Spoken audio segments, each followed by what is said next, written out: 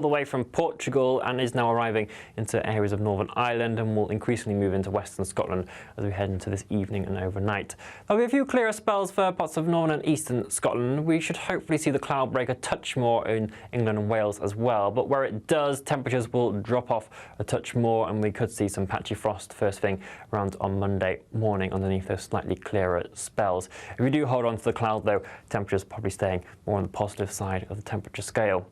For many of us, though, it certainly will be quite a chilly start to the new working week. There could also be some areas of fog around just to watch out for. This cloud will be low enough to be covering some of the mountains and hill sites. Some patchy drizzle is also possible, maybe even some snow grains, which is freezing drizzle. Northern Ireland could have some quite persistent fog, so it is certainly worth taking care here first thing on Monday morning as that eventually clears. But once again, parts of northern Scotland probably seeing the greatest chance of some sunshine poking its way through during Monday. We will, though, start to see some showers just drifting into the far northwest of Scotland. These could be quite heavy, with some hail and thunder in the mixture as well as we head throughout the day. Elsewhere, the patchy rain will sink its way into parts of northern England, affecting areas of Wales as well. But there is going to be quite a lot of cloud around. Once again, that sunshine is going to be limited. Temperatures ranging between 4 and 9 degrees Celsius. As we head into Tuesday, Wednesday, there's not really much deal of a change. We hold on to a very similar pattern with mostly cloudy skies and just a few brighter clear spells in there. But from Thursday into Friday onwards, there are signs that it is going to be turning much more unsettled with heavy rain, strong winds and some snow around also possible. So it is worth staying up to date with the forecast because some disruption is possible. Bye-bye. We can expect clear skies leading to a light and warm day ahead. Lovely. Boxed Solar, sponsors of weather on GB News. Imagine how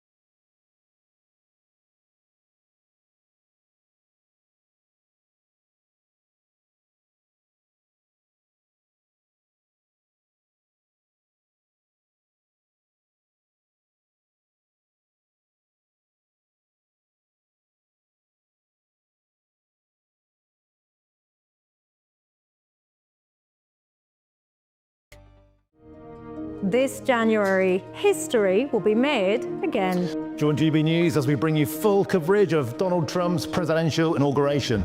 From the swearing-in ceremony to the celebrations, we'll be there to capture every moment that shapes the next chapter of world politics. The best guests, live updates and unparalleled insight as Donald Trump becomes the 47th President of the United States. The inauguration tomorrow from 3 p.m. on GB News, the People's Channel, Britain's news channel. Join me, Camilla Tominey, for a frank and honest discussion with those in power that cuts through the spin and gets to the heart of the issues shaping our nation. You haven't confirmed that you want to stand as leader, but you haven't ruled it out either. This report basically says that he's not fit to stand trial. Is he indecisive? Incompetent? I deliver the dose of reality Westminster needs. That's the Camilla Tominey Show at 9:30 every Sunday on GB News. The People's Channel, Britain's news channel. It's Patrick Christie's Tonight, and here we do things differently. It's explaining the absolute madness of this, doesn't it? It's explosive. I mean, this is very good. It's lively. 850. Your government sat there short and he did nothing. It's controversial. And the Middle East has been in turmoil since before I was born. It's everything you need to kickstart your evening. Everyone's had their Weetabix tonight. I love to see it. That's Patrick Christie's Tonight, weeknights from 9 p.m. Only on GB News, the People's Channel, Britain's news channel. Mornings don't have to be tiresome, especially if you have the right company. Wake up to news as it happens, opinion and debate, and of course, a little bit of entertainment too. Because when the kettle's on, we're on. That's Breakfast on GB News, a show worth waking up for. Every morning from 6 a.m. Only on the People's Channel, Britain's news channel. We'll spread the news, you spread the word.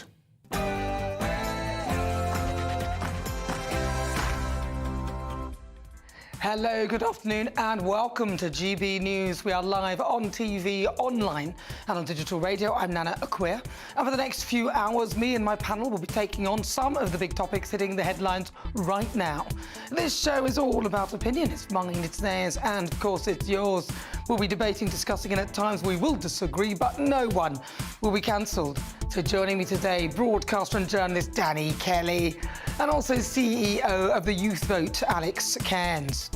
Coming up, the International Red Cross is on its way to pick up Israeli hostages from Hamas.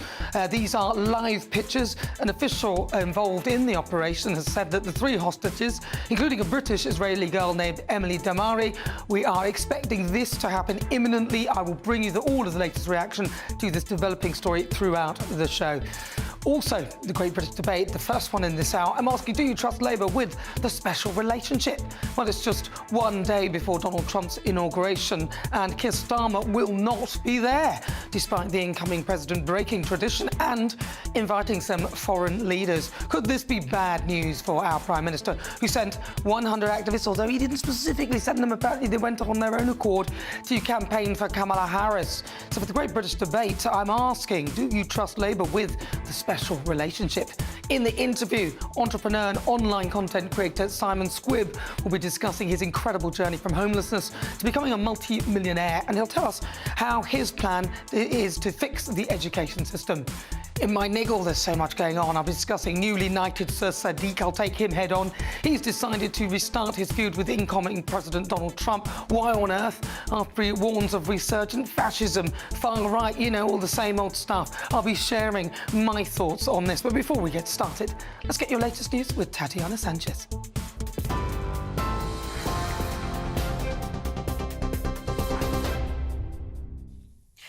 Nana, thank you very much and good afternoon. The top stories following a ceasefire deal between Israel and the terror group Hamas. 3 Israeli hostages are in the process of being released. Stay with us on GB News. We'll bring you that live coverage just as soon as it comes in. One of those included in the first phase of releases is 28-year-old British-Israeli Emily Damari. The other 2 named hostages are 24-year-old Romy Gonen and 31-year-old Doron Steinberger, with the Israeli Prime Minister's office saying 4 other living hostages will also be released in the 7 coming days. The 3 women will be received by the International Committee of the Red Cross during a handover at the Israel-Gaza border. However, there are still many others yet to be released at a later stage. Earlier, the father to one of those still held by the terror group Hamas told GB News the next group of hostages need to be released as soon as possible. We are waiting for it to happen. We have no guarantee that it will happen. We hope that Hamas and Israel will come to an agreement that will release all hostages and go on a ceasefire, permanent ceasefire. Well, in response to the ceasefire being enacted earlier today, terror group Hamas fighters gathered in Gaza in order to celebrate. Videos released from the region show members of the Hamas armed wing chanting and celebrating as the delayed truce came into effect this morning. Meanwhile, one Israeli citizen has expressed concerns about how long the ceasefire will last. This ceasefire is something that I hope that will work out, but as I know Hamas, you cannot even trust them in 1%. In other news, tomorrow will mark the inauguration of President-elect Donald Trump as he makes his return to the White House. The soon-to-be 47th president arrived in the Washington area last night, where he then took in a fireworks display with his wife, Melania. It's expected he'll also host a rally with his supporters later on today in downtown Washington, although a counter-rally also took place yesterday with thousands attending to protest the incoming president. Earlier today, Shadow Foreign Secretary Priti Patel told GB News it's important that the people in the US and in the UK accept Trump as America's new president.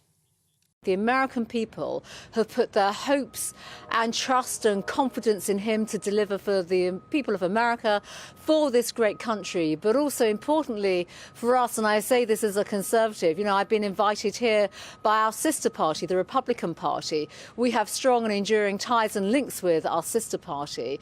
We've always stood shoulder to shoulder as 2 countries, and that's where we should be again. The onus now is on Keir Starmer's government to step up and rebuild links and a relationship with the Trump administration.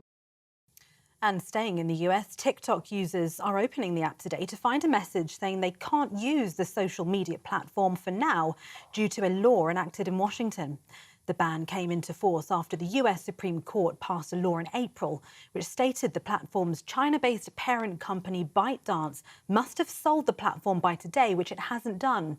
However, President-elect Donald Trump says he would most likely give TikTok a 90-day reprieve from the ban once he takes office tomorrow. This morning, a British government official said there are no current plans to ban TikTok in the UK. And those are the latest GB News headlines for now. Now it's back to Nana.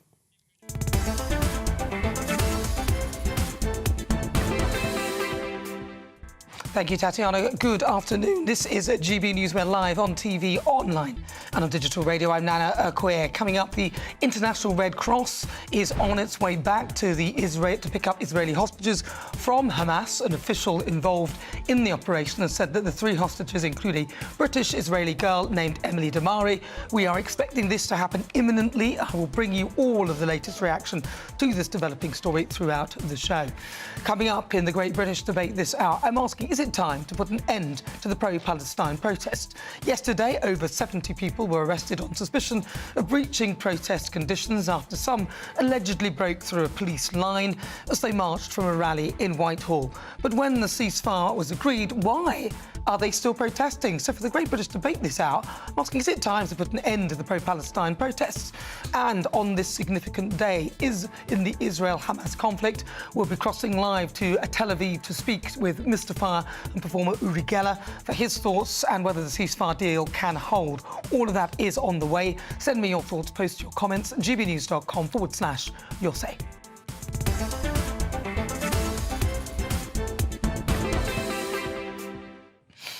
And after more than a year in captivity, 3 Israeli hostages are set to be released in the next few minutes as the ceasefire between Israel and Hamas takes effect, with a Red Cross team reportedly on its way to collect the hostages from Gaza. The list of all 33 Israeli hostages to be released by Hamas as part of the ceasefire agreement has been made public, with 3 young women, including British national Emily Damari, the first ones to be freed. Well, joining me now, broadcaster and journalist Danny Kelly, and also CEO of the Youth Vote, Alex Cairns. Danny Kelly, I'm going to start with you. I mean, this is good news. It's terrific news. Yeah, it is. Terrific news. Hopefully it's going to be an ending to all of the violence, the hostility. That's yet to obviously be confirmed, see how that plays out. Terrific news, honestly, terrific news. And to address something that you mentioned earlier, you've got to stop protesting. Why are you still protesting? 1,100-old bill were drafted into the City of London. No wonder people are getting stabbed and shot in this capital when coppers are being drafted in from other forces as well. You've made your point. The hostages have returned. There's a peace agreement. Just stop protesting. Let London get back to normal. What do you think, Alex Cairns? Are they right? Should they be carrying on with this protest? Yeah, because, you know, emotions are kind of high on this topic. A lot of them are actually still frustrated that Benjamin Netanyahu is still in power. That's actually the big issue. You know, someone that's actually been in power for such a long time that has led to hundreds of thousands of Palestinians being killed. You know, people are not just going to, you know, it's a temporary ceasefire. Let's remember that. We don't know if this is going to be permanent. So, yeah, absolutely, I welcome the ceasefire. Most people do. But the situation is not permanent, you know? All right, well, what we're seeing on the screens, and for those of you listening on radio, is we are looking at the place where the hostages are likely to be brought to. These are live pictures. The Palestinians will be released from here. Sorry, these are the Palestinians who will be released from here in exchange, of course, for Israeli hostages. That was the deal that was agreed. So we are bringing you live pictures. I think a lot of people, and I take your point about Benjamin Netanyahu, but I think that he has been an incredibly staunch, strong-willed leader who has kept focused on the hostages. And even earlier, when the ceasefire was delayed, was because he had insisted that Hamas release the names of the hostages, and a weaker leader might not have done that. Do you not think that in your view... Look, he's been, whether you love or hate the guy, he's a strong leader. But just strength in politics doesn't mean that you're making the right decisions. But on this case, do you think that in particular, with the situation with the hostages, the fact that he's hung firm, and even after the release of the hostages, they have actually said that we want to eradicate Hamas? Yeah, he's done what he said he was going to do, but at what cost to the Palestinian people? You know, we can only take the figures that are released by Hamas or a branch of Hamas. Now, Hamas are a proscribed terror organisation. We get all of that. So they tell us how many people, how many kids are being killed, how many men and women are being killed. So at what cost has he achieved this success? And that's going to, again, in the coming days and weeks, that's going to make itself known to us. So there has been a disproportionate amount of Palestinians who have been killed by this. He said, release the hostages, we don't need to have an incursion. They didn't release the hostages, the military incursion, and of course so many thousands of people have died. So at what cost? That is the cost. Don't you think there's a lot of pressure being put on Benjamin Netanyahu's shoulders, and it seems to be deflected from Hamas, who, let's be honest, we had October the 7th, which was disgraceful, and even then operatives were found to be part of UNRWA. They were arrested, and then even then they were still saying, oh, well, we would, not the UNRWA, but the rest of the Hamas was saying that we would repeat this again. So you say at a cost, but I actually think that when you're dealing, I think what it is in the West is that we don't really have any understanding of what it's like to be dealing with people like this. Yeah, absolutely. You know, a lot of people that haven't been in a war conflict, and we're very lucky in this country to have, you know, I know obviously, you know, a long time ago there was a world war, but in our lifetime, with everyone sitting on this panel, we're, you know, hopefully not going to experience that. So in that situation, it's very, as you say, Dan, it's very, you know, easy to blame fingers, but actually, let's be honest, people are dying. The ceasefire is the most important thing, but Benjamin is being investigated for war crimes. Let's not forget that, you know. He's not been, when we say strong leader, I mean, he's been killing hundreds of thousands of people. Well, not him directly. Well, you know, under his leadership, right? This is a war, and let's not forget what Israel have dealt with. They have dealt with attacks from multiple angles. It hasn't just been Hamas, it's been Hezbollah, it's also been a major attack from Iran, which would have decimated Israel had it not been for the collaboration of the West. Let's be honest, they've been facing these attacks, which is why they have the Iron Dome, which is so effective, because they've been facing these attacks all the time as a defensive measure, so they don't need to attack. And Hamas have been firing those rockets well before October the 7th. But joining us now is Dan Pfefferman, who is an analyst in the Middle East, in Middle East affairs. Dan, really good to join you, to have you on board. Thank you for joining us. What are your thoughts of this particular deal and the ceasefire agreement? Yeah, I mean, first of all, I've been listening to the conversation, and if we could just stop with these hundreds of thousands of people killed statement, it's absolute nonsense.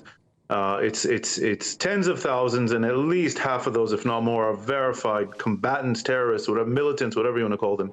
This is a very tough deal for the Israeli public to swallow. And there is something, you know, again, as I listen to your discussion in the studio in the UK, the West does not understand what it means to face such jihadist enemies. I have to say, Israel, prior to October 7th, didn't really understand what it means to face jihadist enemies. These are people who stoked a brutal invasion on October the 7th of Israel. Israel had left. The world seems to have forgotten. The Middle East seems to have forgotten. The hundreds of thousands of people who are marching in your streets in the UK, chanting for intifada and for revolution and for jihad, seem to have forgotten. Israel left Gaza in 2005. There was not a single soldier or settler in Gaza since 2005. Hamas is not trying to liberate anything. They're trying to destroy Israel. And they attempted that on October 7th. They then ran and hid behind their civilians, and they tried and successfully tried to create as much damage in their own population as possible so that people around the West and people around the world would pressure Israel to back down, because that's their MO. Their MO is to do this again and again. They're saying it themselves. If you just listen to Hamas spokespeople, and you don't have to know Arabic, they're saying it in English also. There's plenty of subtitles. For Israel, this is a very bittersweet moment. We have had, they say there's about 100 hostages in Gaza right now. We estimate maybe half of them are alive. These are mostly civilians. There are children. There is a baby who we don't even know if he's alive, who was supposed to celebrate his 2nd birthday today. Mothers, elderly people who were kidnapped out of their beds, out of their homes, out of a music festival. And we're trading over 1,200 terrorists, with many of them with blood on their hands or who were arrested while trying to commit terrorist attacks at an exchange rate, I hate to say it, of 30 to 1 or 50 to 1, depending if it's a civilian or a soldier. We have not completely decimated Hamas, and the consensus in Israel is that we will do anything and we will pay this very costly price to get back our civilians who have been suffering with no Red Cross, with no UN, with no humanitarian aid. We don't know where they are. We don't know how they are. The ones who have come back were emaciated, they were abused, they were beaten, they were chained, with zero concern from the international community. And so we're stopping one of the justest wars in history in order to get back whoever is alive of these hostages. But it needs to be clear that this is a very bittersweet moment for the Israeli public, because Hamas says they are not interested in peace. They are interested in another October 7th. And the international community, and especially in the West, does not seem to understand this. And so Hamas must be defeated, if not now, then eventually, because they will do this again and again. They're not interested in peace. They're not interested in a two-state solution. When they say end the occupation, they mean destroy all of Israel.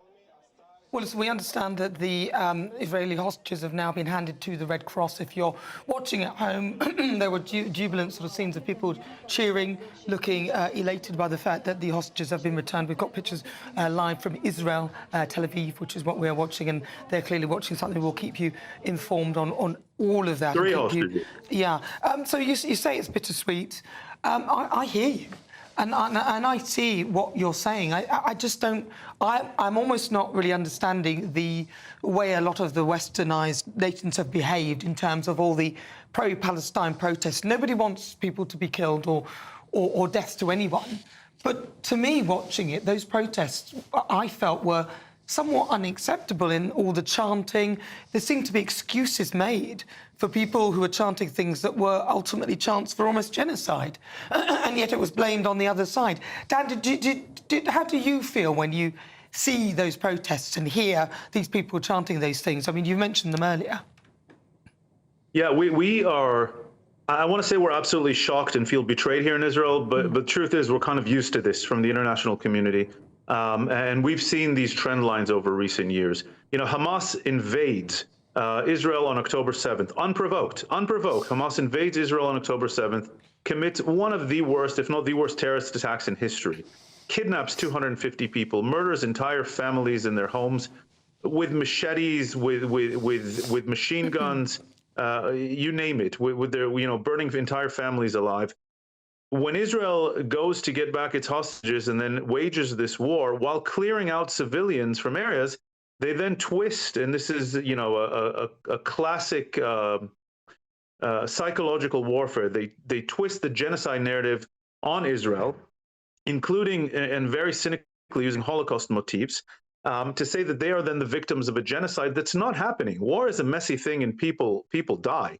I can't think of any other Western military taking as many pains as Israel has to limit civilian deaths, yet civilians do die. That is the nature of war, and we have to keep reminding the world this is a war we did not ask for, this is a war we didn't want, this is a war that we wish was not pushed on us.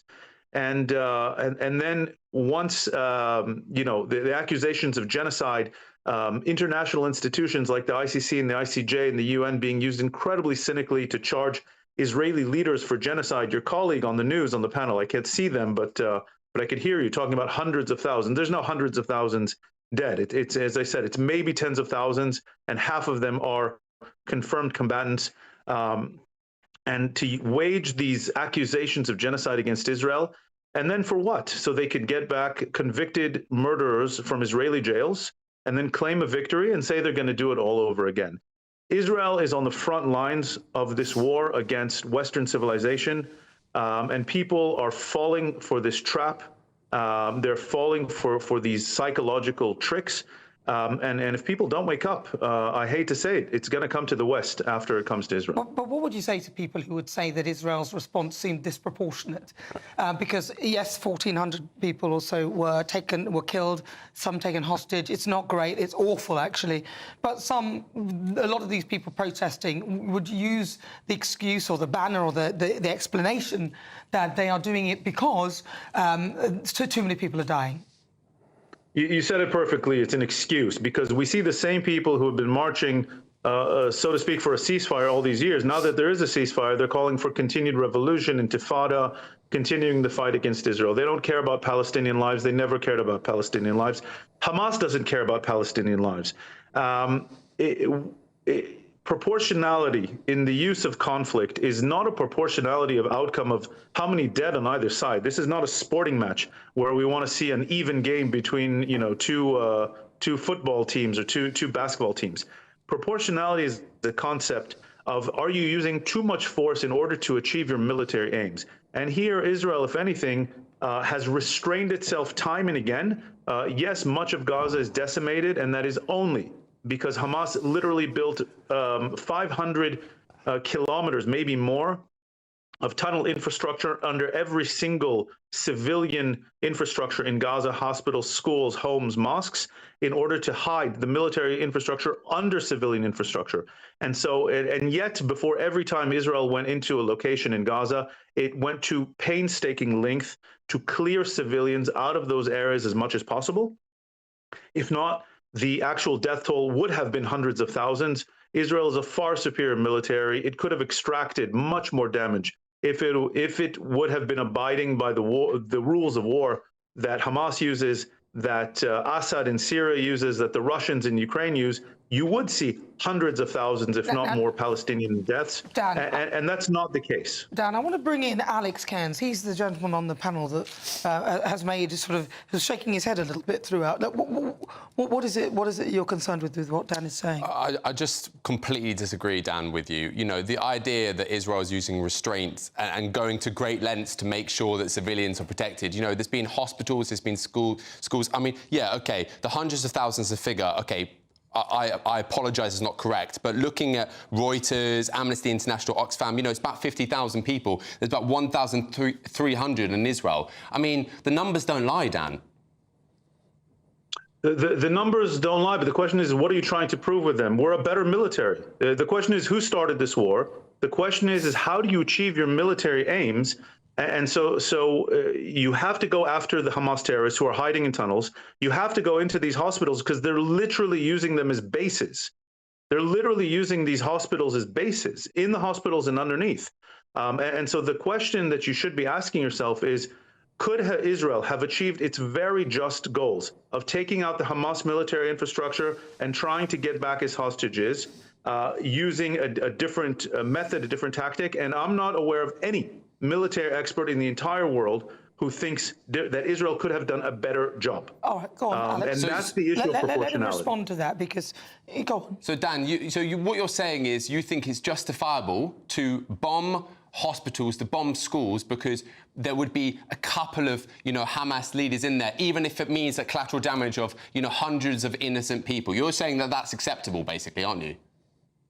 No, and that's also not the case. That's not what happened. You just said that. No, he didn't say that. He never said any of it. He said it's justifiable to get to their military aim. No, but the point you were making and the point he is making are different. Dan, just explain to him what it is, the point that you're making, so he can hear it. Sure. First of all, Israel is patently not, there might be a mistake or two here, is not going after areas with hundreds or tens of civilians in order to get at one or two terrorists. And it's clearing out civilians from areas before it conducts these strikes. It is going after infrastructure. As far as I'm aware, to the best of my knowledge, it's not flat out bombing hospitals. It's conducting surgical raids into these kinds of institutions. And yet the one thing that I'm shocked that people are not talking about day and night is how do they let Hamas, for the last 20 years and throughout this entire conflict, use hospitals, use mosques, use schools, use UN installations to wage a conflict from. This should be the point, and not that Israel then is forced to go after them in these installations and institutions. Yeah. Look, Alex, the point is that Hamas used these places as shields, and we know that. This is not in debate or question. We all know that a lot of these hospitals, a lot of these places where people are, schools and nurseries and places like that, were used as facilities to harbour a lot of Hamas. And they used that, and we know this. It's not in question. So what should Israel do then, if that is the case? What should they do? everyone on both sides, everyone should have a top focus of, you know, I know we've got to a ceasefire now. What should Israel do? Let's come to Israel. Fine. What should Israel do? Well, Israel, it doesn't matter if, as you say, there's some hospitals and some schools that are being used as almost like a military shield. I get that, but still, it still means there's going to be collateral damage. If they drop a bomb, it still means innocent people are going to die. But what should Israel do? That's what I'm asking. Stop bombing hospitals. That's what they should do. But how will they then get the terrorists? How will they stop the war? If they don't do that, which is where these people are harbouring and where they're firing rockets from daily, even before the conflict on October the 7th, what should Israel do? So they just sit there and take it? That's what you're saying, isn't it? I'm not saying that either side should sit there and take that. I don't want any... But I'm asking specifically. Yeah, well, specifically in Israel, I want them to be working behind the scenes to a resolution, and they've got the military capability. Look, I don't want Hamas to be firing rockets. I don't want Israel to be dropping bombs, right? But if you're asking me whether I think it's acceptable for them to be dropping bombs... ask you that. No, but you're asking what should Israel do? What should they do? I'm telling you what they should do. They shouldn't be dropping bombs in hospitals. And they should be working behind the scenes to get to a ceasefire. You're saying what they shouldn't do. You haven't said once what they should do. You think you're putting... a democratic country that was living its life on October 6th on parity with a jihadist terrorist organization that invaded on October 7th, unprovoked. So you can't put the two on a parity because it's not the case. You have one that's using civilian infrastructure to shield its militants. So what should Israel do in this case? What you said is what they shouldn't do, but you and the many pundits and critics and armchair generals around the world haven't once said what Israel should do. And not a single general, pro-Israel or anti-Israel, has given a better solution to what Israel has done painstakingly. Israel takes no pleasure in this war. We have lost many good people in this war.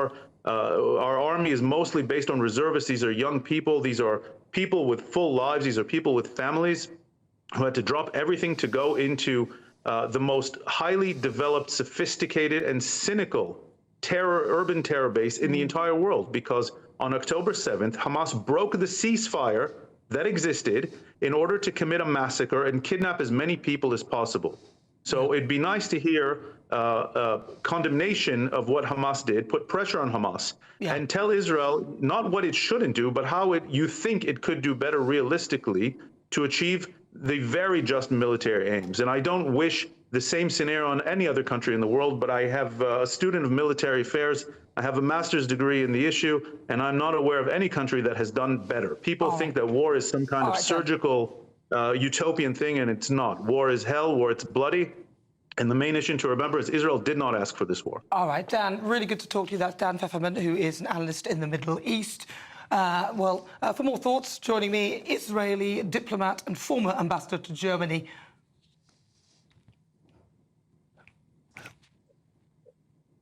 Jeremy. Jeremy, are you there?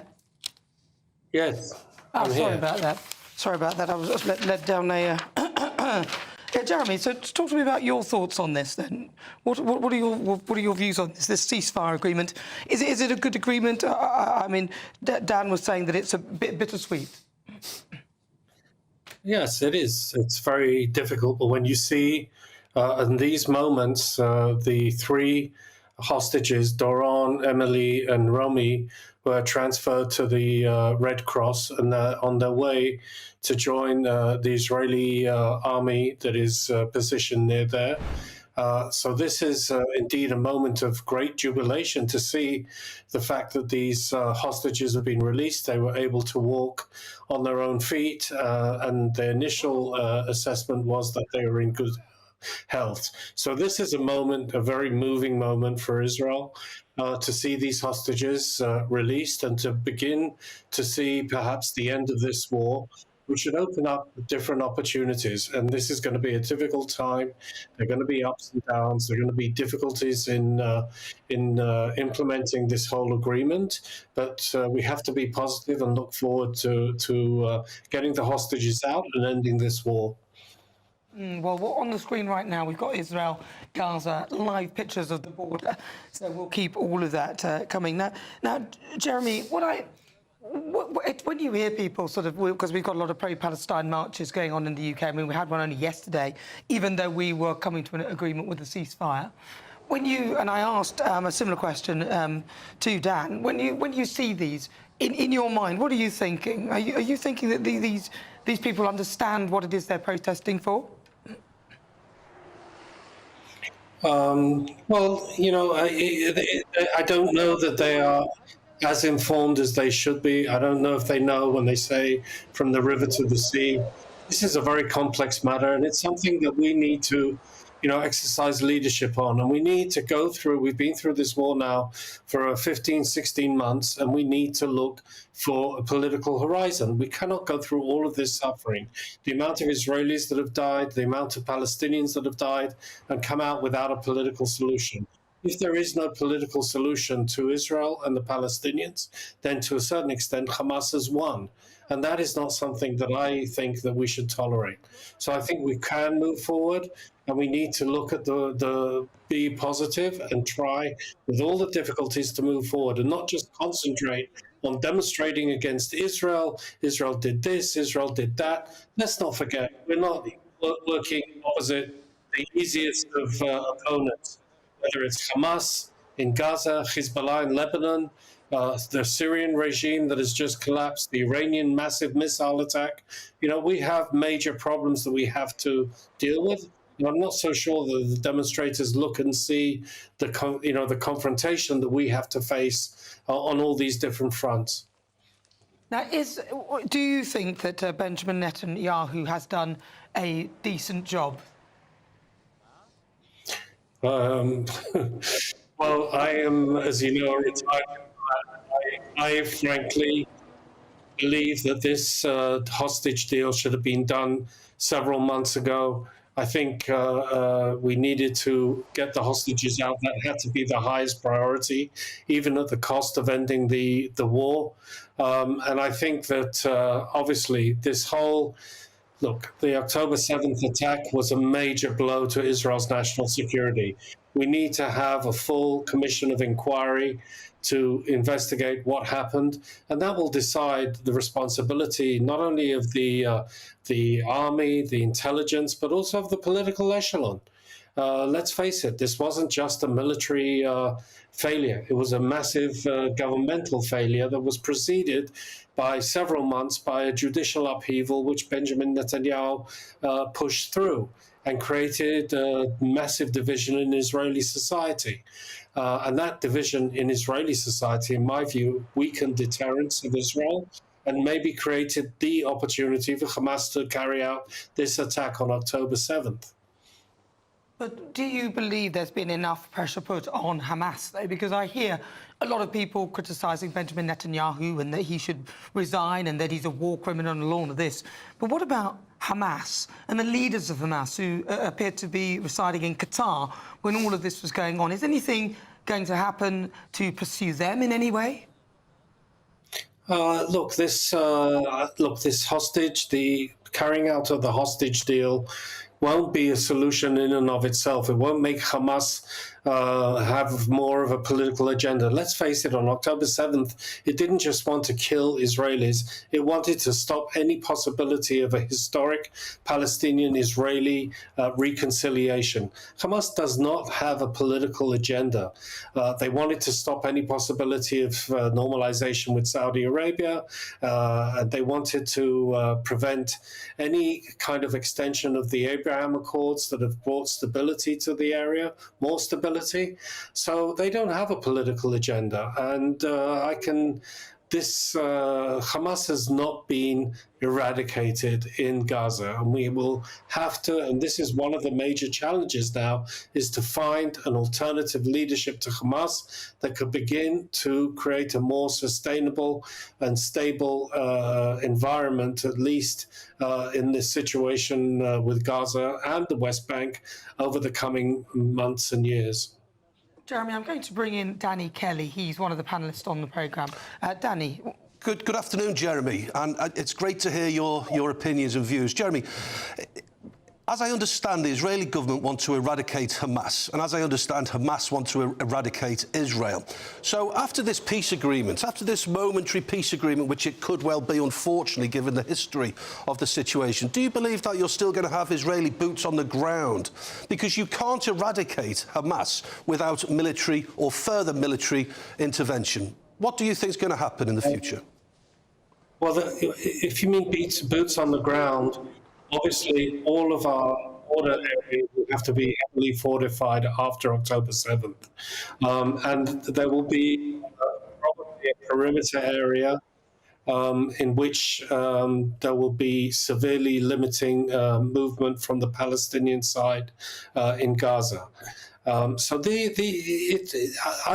frankly, I think Hamas has been severely weakened.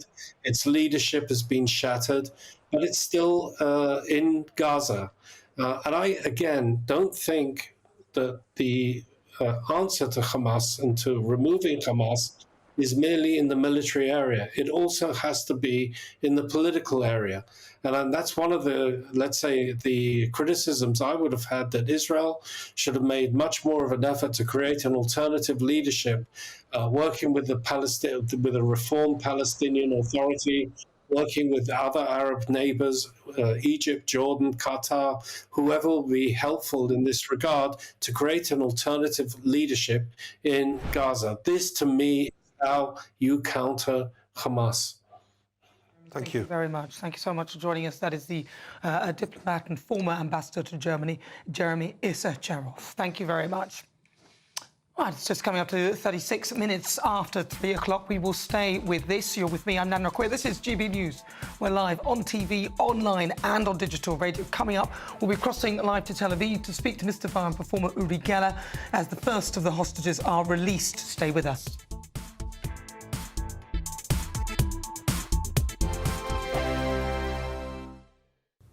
Hello there, good afternoon to you. This is your latest GB News weather update provided by the Met Office. Sunshine certainly is in short supply today and will be over the next few days as well. We do also have a cold front out towards the west. It's stretching up all the way from Portugal and is now arriving into areas of Northern Ireland and will increasingly move into western Scotland as we head into this evening and overnight.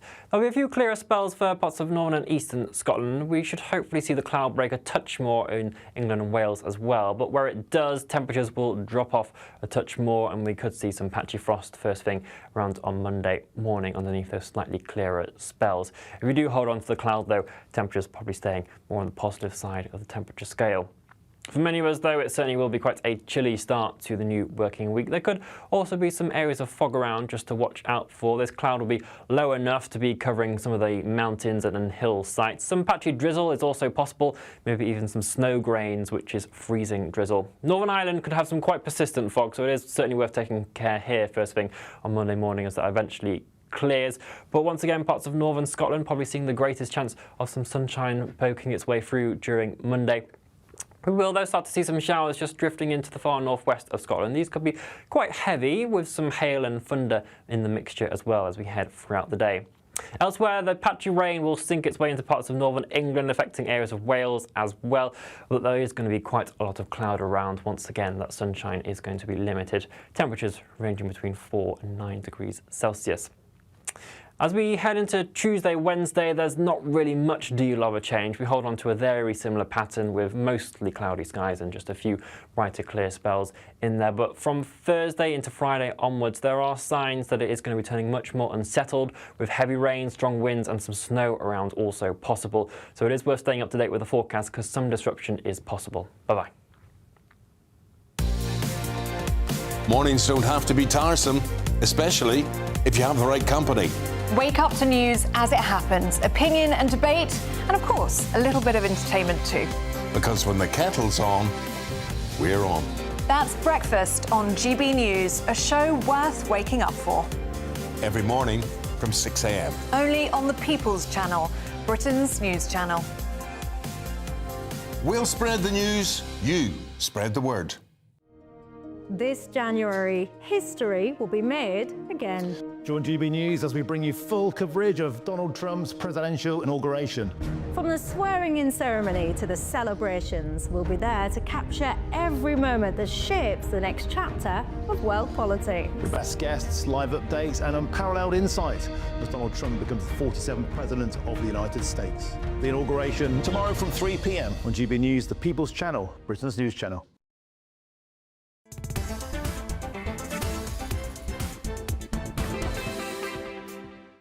Good afternoon, 39 minutes after 3 o'clock. If you've just tuned in, welcome on board. This is GB News. We are Britain's news channel. I'm Nana Akua. We'll be obviously staying on the hostage release in Israel. We are following that story. Please stay with us. Joining me now, though, government advisor on political violence and disruption, Lord Walney. John, thank you very much for joining us. Now, I want to ask you, we have had pro-Palestine protests, even yesterday, lots of arrests through it as well. Do you think that it is time now for that narrative to stop and these protests to literally just stop now? Because we are trying, there is a ceasefire going on now. Well, ultimately, if people want to continue protesting, then the right to do so is really enshrined in the constitutional settlement, the unofficial constitutional settlement that we have. But my concern over many months has been that the frequency, the intensity, and often the level of aggression at these protests has made central London and some other areas deeply uncomfortable for many Jewish people, and I've been urging the government to look again at the rules surrounding protest and enable the police to have a greater degree of flexibility, to say, not to say no more protests, but to be able to balance it better with people's desire just to go about their lives without fear of intimidation, which has, I'm afraid, too often been the case. What can the government do then? Because obviously, as you said, we have a right to protest. But what can the government do then if, you know, if they wanted to grant your wish? How would that work? Well, there is a crime and policing bill which is coming up. It's I think it's due to be introduced to Parliament next month. We haven't seen the details there. My recent review into political violence suggested a very specific change to public order legislation. In recent years, public order legislation has been changed to take into account the idea of cumulative harm, cumulative disruption. So the idea not that any particular protest might create a riot on the day, but that things going on week after week can cause disproportionate harm. But currently, the law is not strong enough to enable the police to say to the organisers of the Palestine demonstrations, say, look, you've had 2 demonstrations already this month. If you want another one, you can't again have it in central London and make essentially, in the minds of many Jewish people, central London a no-go area on the Saturday. So it's quite a reasonable, I think, and a proportionate and an achievable tweak to the legislation. And I hope that the government will take on board that recommendation from my review. Yeah, because I mean, I would be almost inclined to charge these people for the policing of the protest, or, you know, instead of, if you're going to have them repeatedly, then you are going to, the organisers or those, because obviously there is someone who organises something, and they must communicate with either the Mayor of London's office or whoever it is to get the permission to have this protest. Then what would be the issue if there was some sort of charge for that protest? Well, that has been one of the areas that I've looked at. There have been many people who have said, I think, quite sensibly, that there could be practical difficulties to doing that. Because at the moment, you've got, by and large, one big organisation, the Palestine Solidarity Campaign, who are organising these marches on a frequent basis. As soon, probably, as you got into the idea that that such an organisation would have to make a contribution to the policing costs, which I think would strike many people as reasonable in concept, you might well see just by chance a whole host of different similar sounding organisations popping up, and so it becomes quite difficult. But one firm recommendation that I've made is that the police ought to be able to take into account the cumulative drain on their resources by having these marches week after week. So again, not saying there can be no more, not necessarily charging the protest organisations, but saying, look, we are we are under so much strain. Frontline policing in other critical areas is being damaged by the need to have this very heavy-duty presence at your marches. Therefore, we're asking you to give it a rest for a week, or we're asking you to take a less intensive route. That, again, seems to me to strike a reasonable balance. It's another one of my recommendations in the review, and of course, I'm hoping that the government will listen to that. Well, let's hope they do. Lord John Walney, thank you very much for joining us. He's a government advisor on political violence and disruption. It's 45 minutes after 3 o'clock. It's fast approaching. Coming up, it's time for the second great British debate. And I'm asking, is Trump returning to a good thing for the Middle East?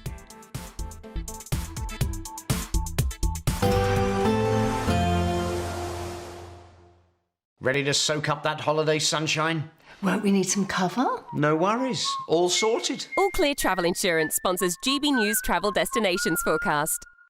Hello. Well, if it's some winter sunshine you're after across Europe, it's not all that promising. There's a lot of unsettled weather around. So there's heavy spells of rain across parts of Madeira and Spain and Portugal with this area of low pressure. Another area of low pressure across central Mediterranean, bringing outbreaks of rain, strong winds and even some mountain snow. Best of the sunshine really confined towards Eastern Europe, otherwise staying largely unsettled. Bye-bye. All Clear Travel Insurance sponsors GB News Travel Destinations Forecast.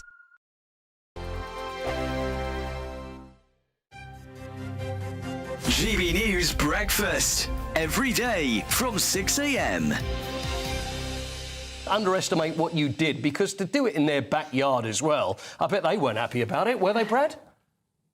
No, definitely not. Well, it makes it all the more sweeter. So they're usually pretty dominant in a two-man event, but four-man's usually where we can challenge them. And yeah, we managed to do it yesterday and put down 2 solid runs. And yeah. So yeah, funding was a big issue for us in the last quad, but because of our results recently, we've picked up a lot more funding from UK Sport. So we're well funded now, and but yeah, the Bob is in the back of the van behind us, so we're driving it down to St Maritz as we speak. So yeah, it's, that's how it all works in the background in bobsleigh. Brad, you're the pilot, correct? So you're up front. Yeah. Now, what happens? I always wonder, because I remember seeing John Noakes on. Do you remember John Noakes on Blue Peter when he fell out of the bob and he ended up showing the back of his backside on TV because he had a big scar on there? What? So you've got the brake man. You're at the front. So where are you then, Aaron? Are you what number are you? So I'm number 3, yeah. Right, so what do you do there? Is it just a matter of it's the running power is what it's all about to get off to a good start and then you can sit and enjoy the ride? Yeah, that's it. So for number 2 and myself, number 3, it's all about getting that bob off the line and then just zipping it up to as high a speed as we can, basically. Getting in, staying low, having good aerodynamics and staying still and let Brad do the work. Yeah, it's definitely not a comfortable position for them because we're bending them and twisting them into it's quite an uncomfortable position to get as aerodynamic as possible. And when you've got 6 times G's pushing you through that is not... Yeah, not definitely fun. Stiff back this morning, that's for sure. Because I'm just thinking where me and Eamon would sit. Is it 2 and 3, or would he go at number 4? What do you fancy? I would be too frightened to do that. GB News, the People's Channel. Headliners on GB News 11 p.m. every night. It's got 3 top comedians going through the next day's newspapers so you don't have to read them, which is great. That's a good point. He's lying. Maybe he's not lying. That's Headliners every night from 11 p.m. and 5 a.m. as well on GB News, Britain's news channel. In the GB Newsroom, we bring you the news as it happens. With our team of dedicated journalists across the UK. We're ready to keep you up to date with what's happening every half an hour, every single day. Bulletins here on GB News. The People's Channel. Britain's news channel. If you want your news to be straight talking... This is a nightmare for the Conservatives again. Down to earth. It's not just Nottingham where this is happening, is it? And most importantly, honest. Hard-working, middle-class taxpayers, they'll get their book thrown at them. Then catch me, Martin Daubney, Monday to Friday, 3 till 6 p.m. on GB News, Britain's news channel.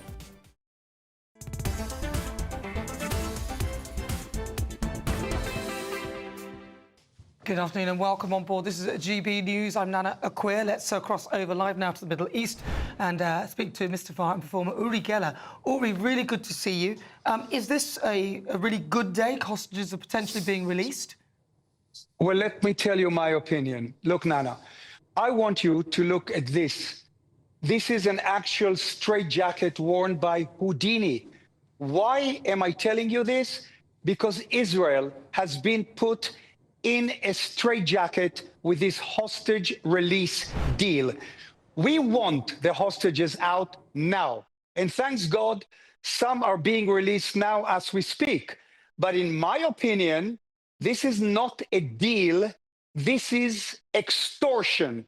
Let me explain. Israel went to war in order to destroy Hamas. But here we were sitting in the same room as them and negotiating. This deal saves Hamas.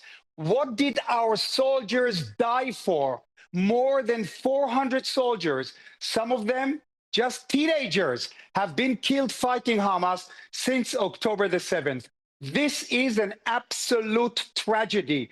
Now, Hamas has not only survived, but it has already, listen to this, replaced all those we have killed. Do you know what the leader of Hamas, Khalil al-Hayya, said about the ceasefire? He said it was a defeat for Israel, and he said the 7th of October attacks were a source of pride. Those were his exact words. And look at this guy. Another top Hamas leader, Ghazi Ahmad, this guy, has already said Hamas will repeat October the 7th again and again and again. This is what he said. Look, Nana, this deal will mean Israel has to stop attacking Hamas and withdraw from Gaza. This is a catastrophe.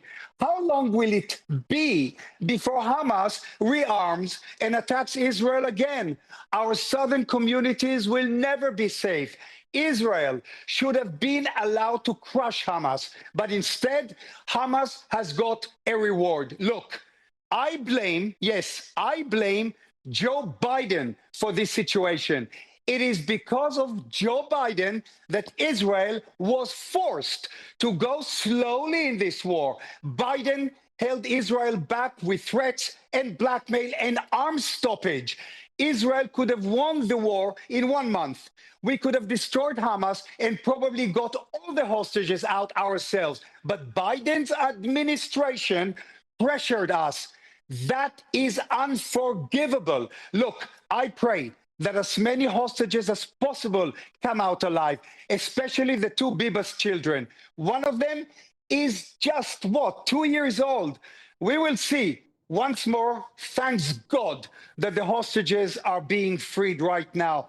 Again, lots of love from the Holy Land, Israel. I hope you all feel the positive energy coming out from the Holy Land. I love you all. Thank you very much, Uri. Really good to talk to you. Very briefly, though, I just wanted to ask you, because blatant Biden, we've got about a minute left. But surely the Americans all came together when there was a mass attack from Iran.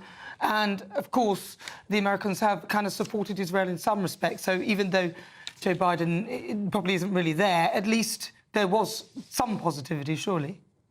Well, it wasn't Biden, you're right. But Biden wasn't there. There's no Biden. It was a democratic machine that was in action. And once again, there's an ideology in the White House, Barack Hussein Obama and his, the swamp in Washington. Anyhow, Trump is coming in now. Thanks God. Thanks God. Things will change now. I love you all. Thank you so much, Uri. Really good to talk to you. Thank you. Always lovely to speak to you. That's Uri Kelly. He's there live in Tel Aviv. We have news now that some of the hostages have been released. Well, joining me very quickly, my panel, Danny Kelly and also Alex Cairns. Danny Kelly. Well, terrific news. The hostages coming home. It was so emotional to hear Mr. Geller talking about a 2-year-old child. That just once again reminds us about the passage of time. That a baby was taken, stolen, parents probably murdered, was taken over to the Gaza Strip and 2 years old. So it's terrific news, and I only hope that the peace agreement can stay and it won't just eradicate as quickly as I worry that it will. All right, Alex Cairns, you've got 10 seconds to respond. Yeah, I agree. I want the ceasefire to be permanent and hopefully, Trump won't come in and mess things up. I don't think he'll do that. I suspect the reason why it's there, everyone's hurrying to stop doing what they're doing is because he's coming in. But stay with us, because there's plenty more reaction to the first of the Israeli hostages being released as part of the Israel-Hamas ceasefire deal. But now let's get another update and get some more weather for you. This is GB News. We are Britain's news channel.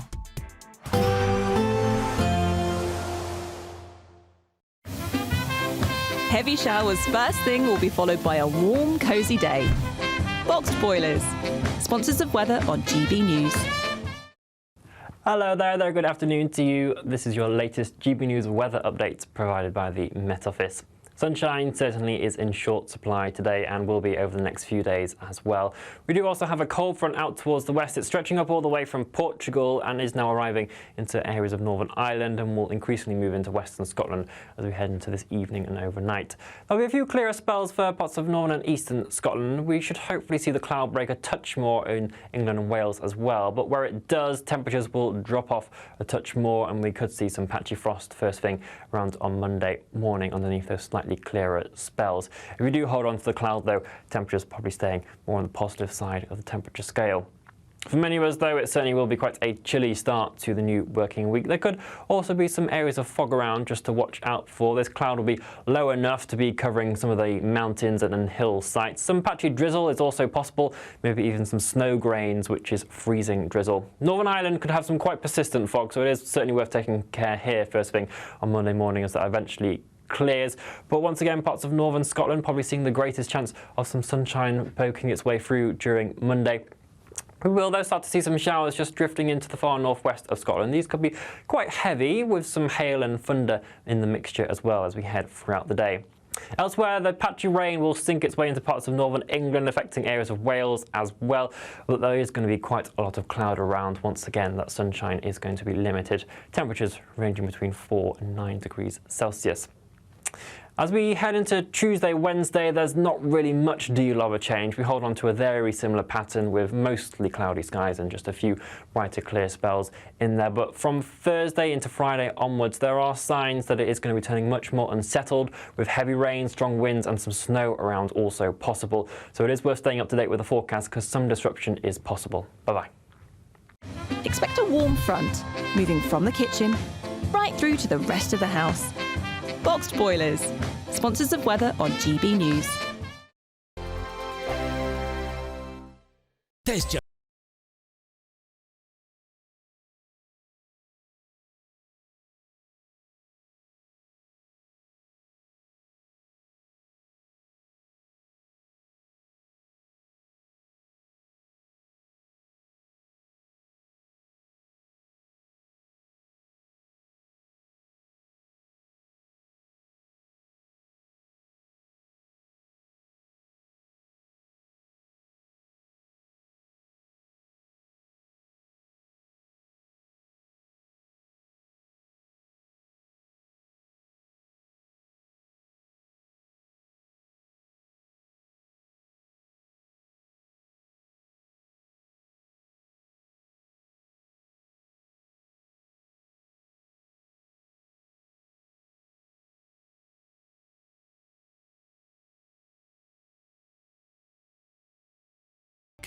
Join me, Camilla Tominey, for a frank and honest discussion with those in power that cuts through the spin and gets to the heart of the issues shaping our nation. You haven't confirmed that you want to stand as leader, but you haven't ruled it out either. This report basically says that he's not fit to stand trial. Is he indecisive? Incompetent? I deliver the dose of reality Westminster needs. That's the Camilla Tominey Show at 9:30 every Sunday on GB News. The People's Channel, Britain's news channel. It's Patrick Christie's Tonight, and here we do things differently. It's explaining the absolute madness of this, doesn't it? It's explosive. I mean, this is very good. It's lively. 850. Your government sat there, Sean, and it did nothing. It's controversial. And the Middle East has been in turmoil since before I was born. It's everything you need to kickstart your evening. Everyone's had their Weetabix tonight. I love to see it. That's Patrick Christie's Tonight, weeknights from 9 p.m. Only on GB News, the People's Channel, Britain's news channel.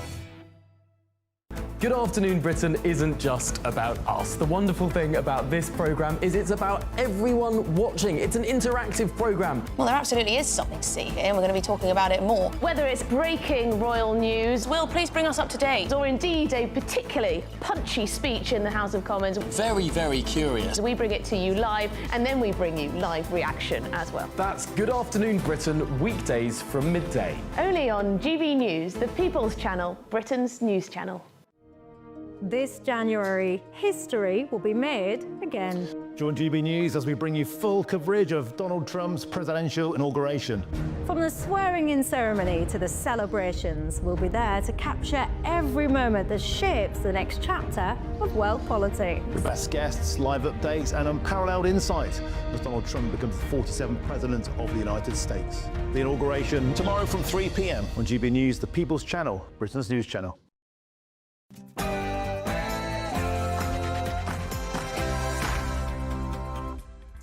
Hello, good afternoon and welcome to GB News. We're live on TV, online and on digital radio. I'm Nana Akua, and for the next few hours, me and my panel will be taking on some of the big topics hitting the headlines right now.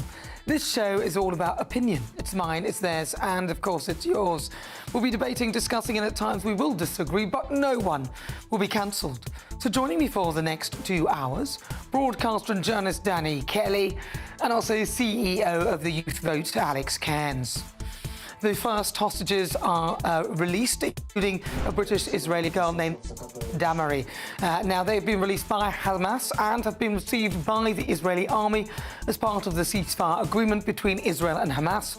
And I will bring you all the latest reaction to this developing story throughout the show.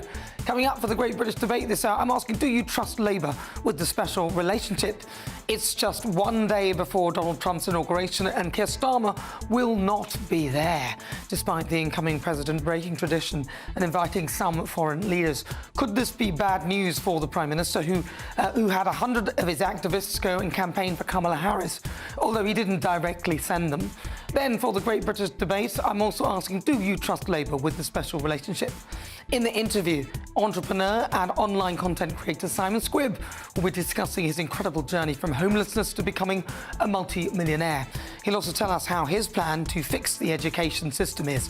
And in my niggle, discussing newly knighted Sir Sadiq Khan, who's decided to restart his feud with the incoming President Donald Trump. I have no idea why, after he warns of resurgent fascism. I'll be sharing my thoughts on that in a few moments' time. But before we get started, let's get your latest news with Tatiana Sanchez.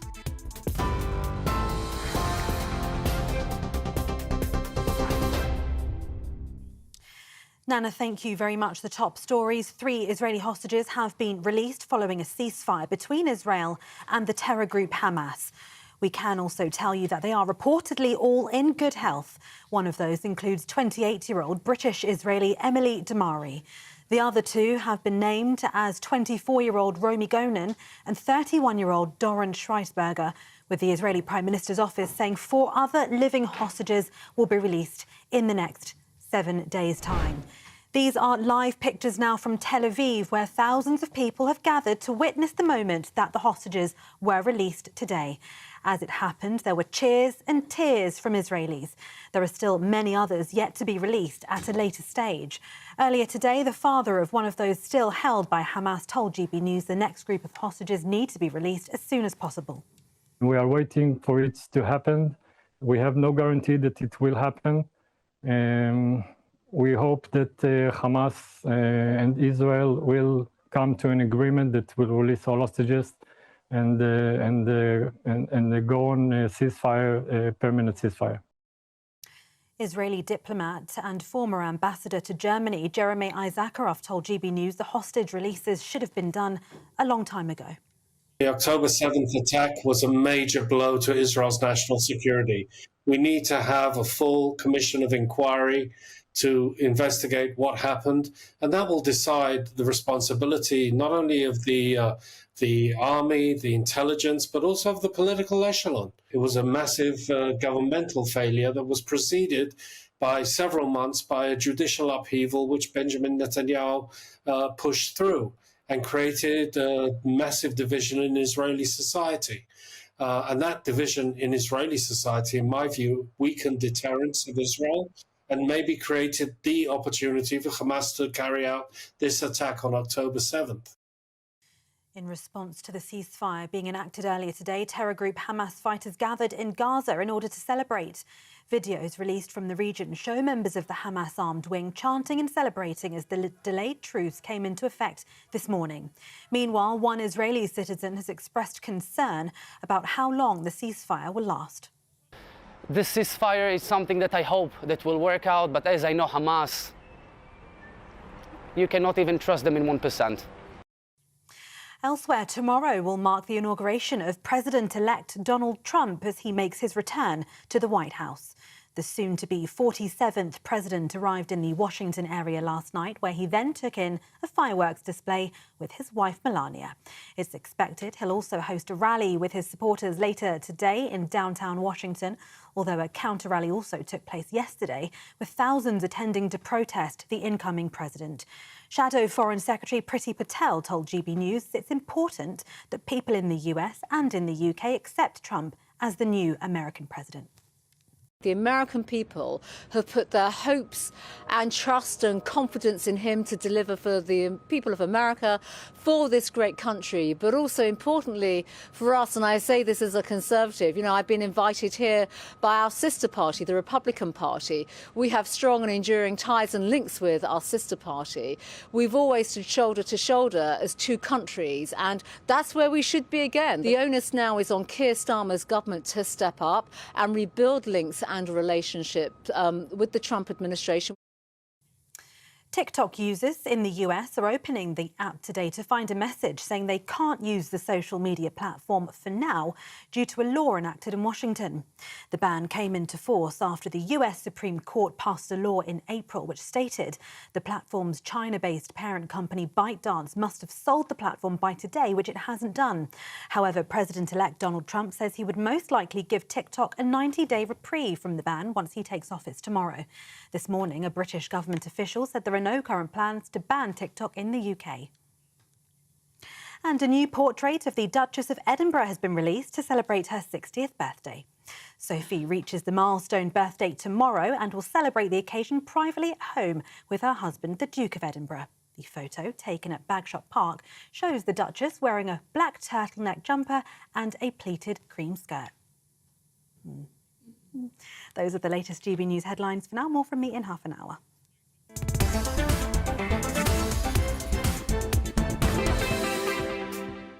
Thank you, Tatiana. It's fast approaching 7 minutes after 4 o'clock. This is GB News. We are Britain's news channel. I'm Nana Akua. Sir Sadiq Khan. That's a joke. He's at it again. What is it with these people? If anything is not to their liking, they blame the far right. Here he is calling people who disagree with his ULEZ scheme in outer London far right. What I find unacceptable, though, is some of those who've got legitimate objections joining hands with some of those outside who are part of a far-right group who are... And only the other day, Sir Keir Starmer blamed the grooming gang outrage on the far right. Phillips does not need me or anybody else to speak on her behalf. But when the poison of the far right leads to serious threats to Jess Phillips and others, then in my book, a line has been crossed. So out of touch. Despite the Labour administration's very shaky relationship with the Trump camp following a high-profile spat with Elon Musk and a number of insults previously made by several of his cabinet, Sadiq Khan has decided to stick his oar in as well, further inflaming tensions. Sir Khan suggested that Donald Trump was part of resurgent fascism haunting the West. He said the hard right and far right are on the march. These are desperately worrying times, especially if you're a member of a minority community. For goodness sake, what is he talking about? He clearly hasn't done his research. Not only did Donald Trump win the political vote, he also won the popular vote as well. Ethnic minorities voted for him in their droves. They deserted the Democrats. It was a victory, it was a landslide for the Republicans. Now, when asked about Sadiq's comments, Labour Cabinet Minister Darren Jones said, "I don't agree with it. I speak on behalf of the government, and we don't agree with it." He went on to say, President-elect Trump won an enormous election victory in the United States as a democracy. We support democracy, and the American people elected Donald Trump and the Republican Party. Exactly. Dame Priti Patel, Shadow Foreign Secretary, she said, "It's really not for politicians in other countries to start making disrespectful and disparaging comments about President-elect Trump. I'd urge Keir Starmer's government to step up to the plate right now. Start good, strong, solid negotiations into interactions with the Trump government rather than making disparaging remarks, as we've just heard from Sadiq Khan and previous remarks that have been made by Labour ministers." May I make a suggestion, Sadiq? Knife crime is at an all-time high in the capital. Only the other day, a 14-year-old was stabbed in cold blood on a bus, one of a few stabbings over the past few weeks in our once great capital. And, of course, a murderer who featured on the BBC was put back behind bars for breaching his conditions after a music video of him bragging about his crime showed he was in Greenwich, a borough he is banned from in London. Attacks on women and girls have skyrocketed in our great capital. How about you focus on that? And it's impossible to get a straight answer from him as well. Here's Susan Hall confronting Sadiq about grooming gangs in London. So are you saying we haven't got the same sort of gangs that are in Rotherham, Bradford and lots of other places in the country? Just for your misunderstanding, what does she mean by that? You know full well what I mean by that. It's all over the television. You know exactly what I mean by that. These gangs of people that are grooming young girls for sex. Do we actually have those in London? I'm unclear, Chair, what is meant by the question. If you could spell it out, I can answer. I've just spelt it out. Are you not listening? It's the sort of gangs that groom young girls at a young age for sex. Exactly how much clearer do you want me to be? It's painful, isn't it? Sadiq, how about you get on with cleaning up the capital city that you are in charge of? London. Remember that? A city that is becoming lawless and falling apart under your guidance before our very eyes. Rather than criticising people and calling everyone far right who doesn't agree with you, shouldn't you be focusing on the capital, on London? It's embarrassing. People in glass houses really shouldn't be throwing stones.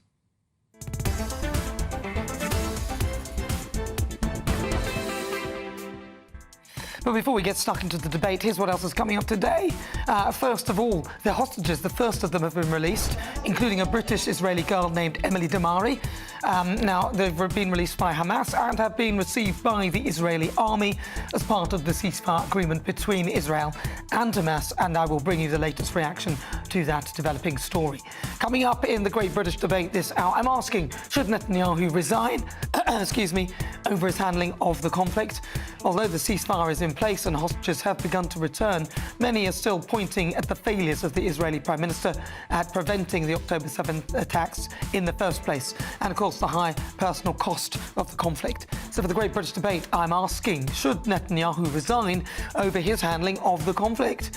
And in World View, we will cross live to the United States ahead of Donald Trump's return to the White House and speak to the host of the Politics People podcast, Paul Dudridge. All of that is on the way. Send me your thoughts, post your comments, gbnews.com/your say.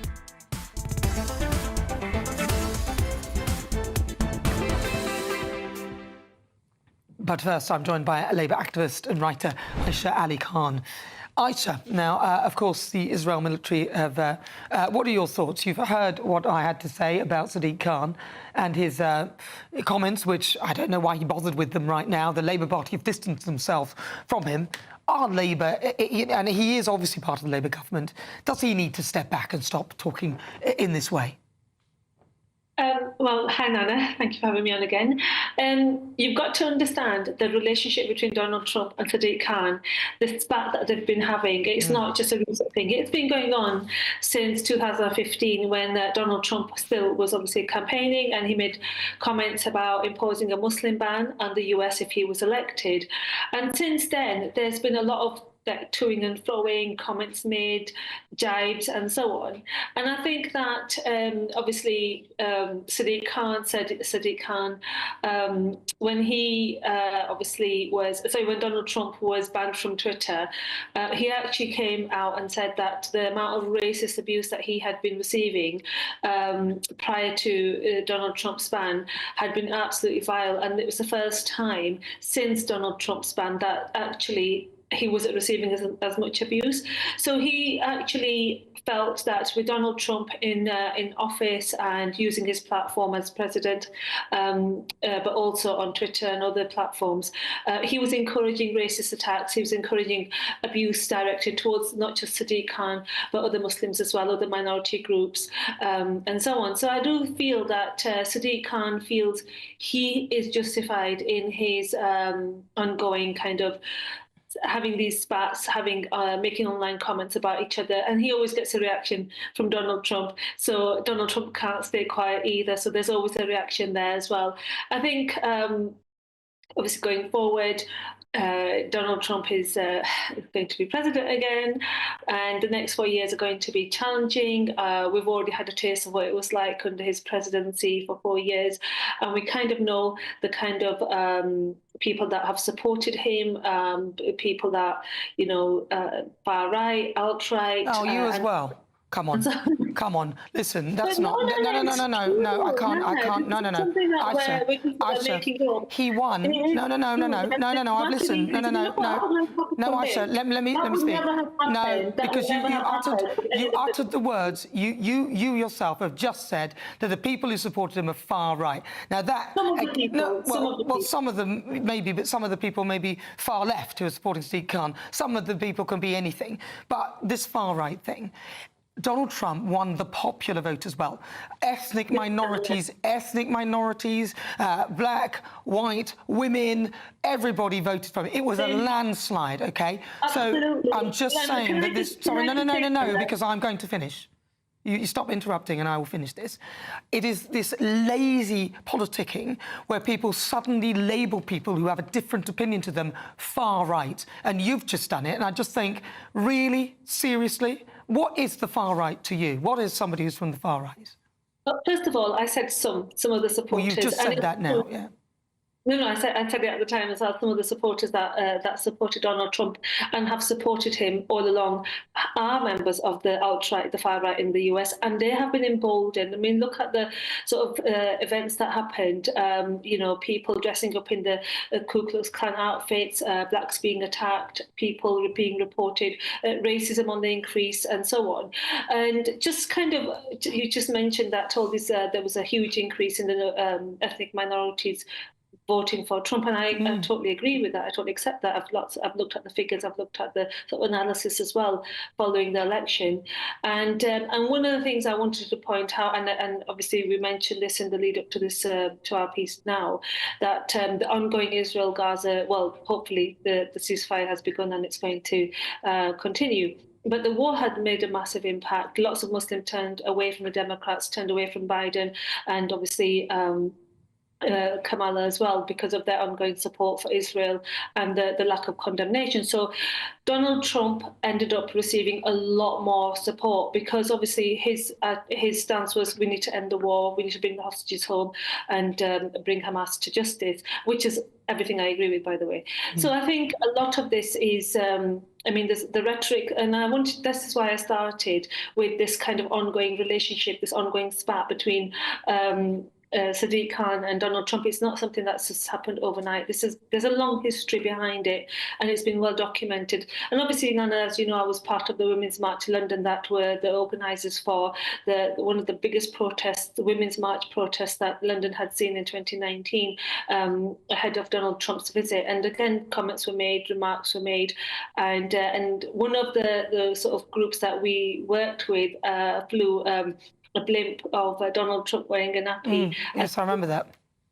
It was good fun, and again, it's offensive, though, isn't it? I mean, it was. Look, at the time, if you're going to aside, if you're going to enter politics and you're going to, meet people and so on, you cannot be this sensitive. You cannot be this. I hear you. I hear you. Aisha, listen, I'm running out of time. For being so listen, Aisha, we're running out of time. It's so good to talk to you, as ever. Thank you so much for your comments and your thoughts. We do appreciate that. Thank you very much. That's Aisha Ali Khan. Those are her views. What are yours? gbnews.com/your say. Now, of course, the big news today, the Israeli military have received 3 hostages who have been released in the Gaza ceasefire, which began earlier today and includes British Israeli Emily Damari. The hostages were released by Hamas to the Red Cross in Gaza City before being handed to the IDF, which have now been taken them back into Israeli territory. Well, joining me now, defence expert James Marlowe. James, thank you very much for joining us. James, what more can you tell us about the hostages? Obviously, it's big interest for the UK in terms of the fact that one of the hostages is a British citizen, Emily Damari. Emily Damari, she's 24 years old. Her mother, Mandy, has been campaigning around the world, she says, because she is not a spokesperson. She never thought she'd ever have to deal with prime ministers and foreign ministers and presidents, but she's been doing that as well. It's amazing. Up to a couple of hours ago, we did not know whether they were alive or whether they were dead. But I can confirm right now, Doron, Romy and Emily are in Israeli territory, which is fantastic. There's a huge amount of joy on that. But there's also a little bit of a thought that has to go to those hostages and the families of those hostages who are still being held over there inside of Gaza. Now, as you know, the deal is 33 over the next 6 weeks. A lot can happen during 6 weeks. A lot can happen within a few hours. A lot of people feel that they will not get them all out. I can tell you that another hostage did come out. His name is Oren Shaul. He's actually been there for more than 10 years. He was an Israeli soldier from one of the previous Gaza-Israeli wars. It was, the operation was Operation Protective Edge. And just before the ceasefire came into being, there was a number of missiles which were fired at tanks. Oren's tank was actually blown up along with 6 others. They grabbed the body along with some other soldiers, but through Shin Bet and IDF intelligence, they've been watching this for the last few months, they managed to make a special operation to grab the body and get it back as well overnight. So it's actually 4 hostages now that have come out. That's 3 alive ones. They've been transferred over to the Israeli side. There is a special medical facility which is actually looking at their physical state and also psychological states, because as you can imagine, 471 days being held in the Gaza terror tunnels can have an enormous effect on you. I can imagine. And then they're being flown over by helicopter to the hospital in Tel Aviv, where they will be looked over and assessed, and then, of course, they'll be visited by family members. Well, we've got some live pictures of Tel Aviv now. They're clapping and cheering, so hopefully that means some other good news is being released. Do we know... So just 3 are coming out now. What is the schedule for any other hostages? Do we know? Well, it's going to be over the 6 weeks. However, at this point now, the Israelis now have to release a number of Palestinians. Now, it's important to stress that it's actually, the last number I heard was 1,904 Palestinians from Israeli jails. Now, more than 380 of them are serving life sentences. It's very important to recognise that they are in prison for murder, for knifing, for bombing, or for driving the bomber over there. And I've seen some other networks which has actually talked about that they focused on one particular person who was a 16-year-old boy who was actually arrested in the middle of the night because of a Facebook comment that he made. That Facebook comment was actually in praise of the Hamas, ISIS, rapist regime doing what they did on October the 7th, 15 months ago, and that he supported it and that he was willing to get behind it and give them cheers, etc., etc. So this was somebody who was in Israel, not in the Palestinian Authority territories in Judea and Samaria and the West Bank, or in Gaza, of course. This was somebody in Israel. So where will he go? Will he be released into Israel? He was inside a prison. He is also slated to be one of those who are coming out.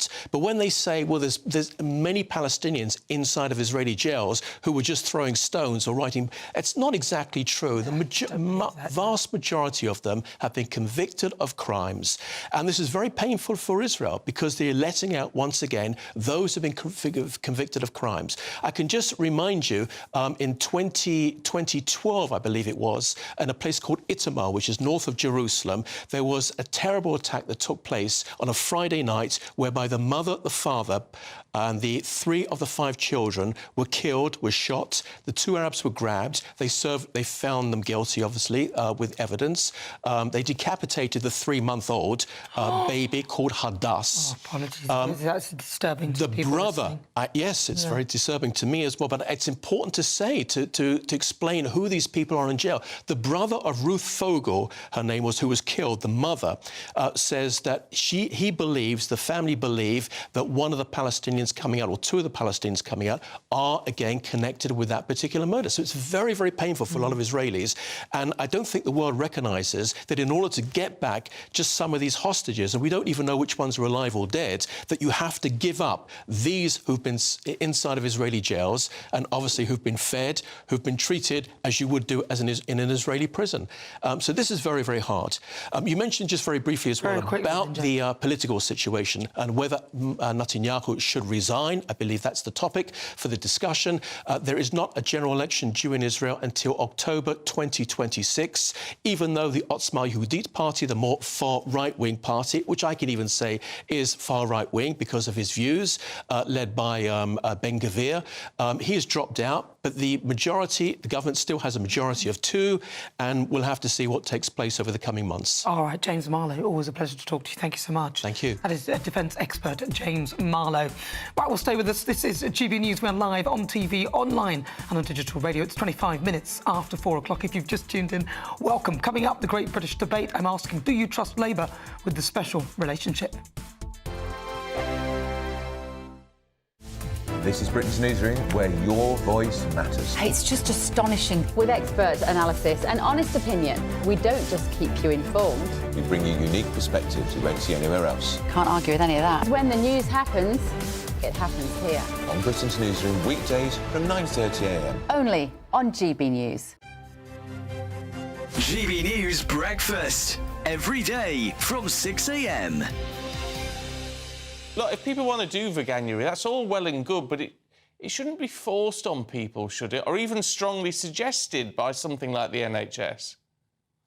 It's not being forced on anybody. People can choose in the Wirral or any other NH trust that gets involved whether they want to partake or not. What they're doing are promoting the benefits of a vegan diet. Now, you imagine you're the NHS trust. You've got one person dying every 3 minutes from heart disease. And vegans get much less high blood pressure, much less heart disease than do meat eaters. So surely, if your job is to promote health, then you should let people know these kind of stats. Vegans get less cancer. Red meat is a class 1 carcinogen, classed by the World Health Organization as processed meat definitely causes cancer of the bowel. So it's just letting people know what the health advantages are of reducing or taking meat completely out of your diet and becoming vegan. You get less diabetes type 2, which is a big problem in the UK, less deaths from stroke, and around 1/5 less of all cancers. Imagine it was drugs that had that kind of impact. People would be hailing it and going, wow, this is amazing.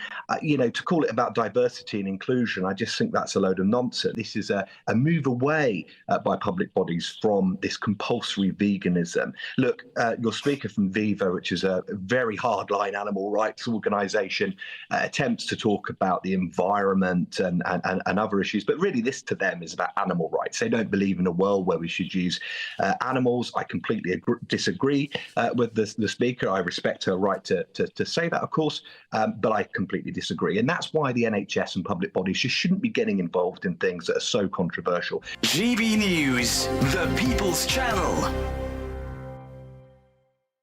If you want your news to be straight talking... This is a nightmare for the Conservatives again. Down to earth. It's not just Nottingham where this is happening, is it? And most importantly, honest. Hard-working, middle-class taxpayers, they'll get their book thrown at them. Then catch me, Martin Daubney, Monday to Friday, 3 till 6 p.m. on GB News, Britain's news channel.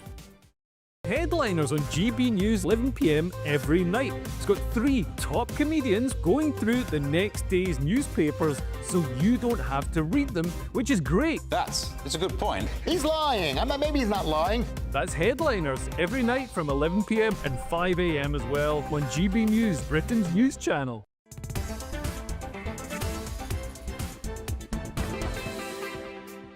Good afternoon, 28 minutes after 4 o'clock. I'm Nana Akua. This is GB News. Don't forget, you can download the GB News app. Check out all the programmes on the channel at your leisure. I'm Nana Akua. It's time now for the Great British Debate this hour. I'm asking, do you trust Labour with the special relationship? It's just one day before Donald Trump's inauguration and Keir Starmer will not be there, despite the incoming president breaking tradition, inviting some foreign leaders. He didn't invite Sir Keir. Could this be bad news for our PM, whose party has sent 100 activists to campaign for Kamala Harris? So for the Great British Debate this hour, I'm asking, do you trust Labour with the special relationship?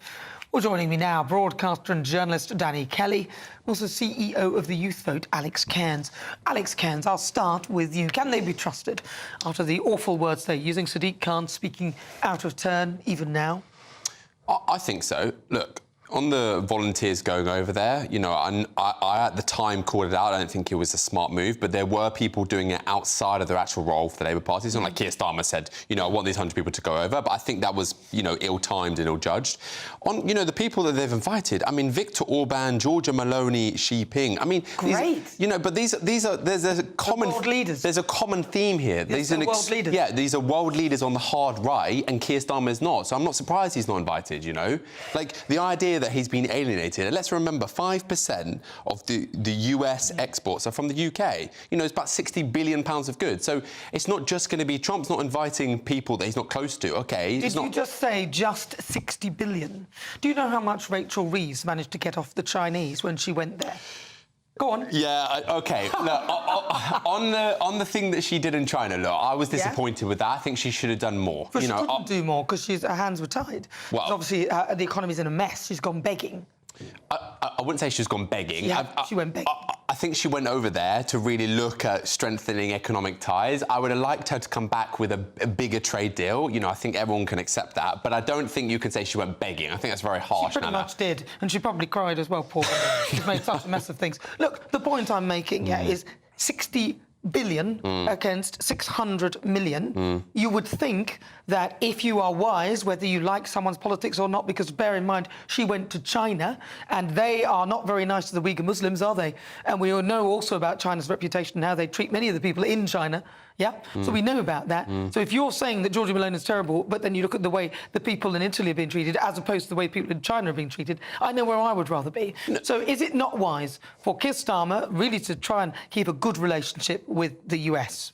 They had a 3-hour dinner. I think the ties are going to be strong as ever. He's not been invited. No, but I'm not saying that Giorgia Meloni's a bad person. I'm saying that he's invited people that politically he's very tight with. You know, I don't want Keir Starmer to change and decide that he wants to demonise migrants like Giorgia Meloni does, or because he wants to be invited to the inauguration. They shouldn't be there anyway. Normally, world leaders don't get invited to the US. There's no such thing as a normal inauguration. Danny Kelly.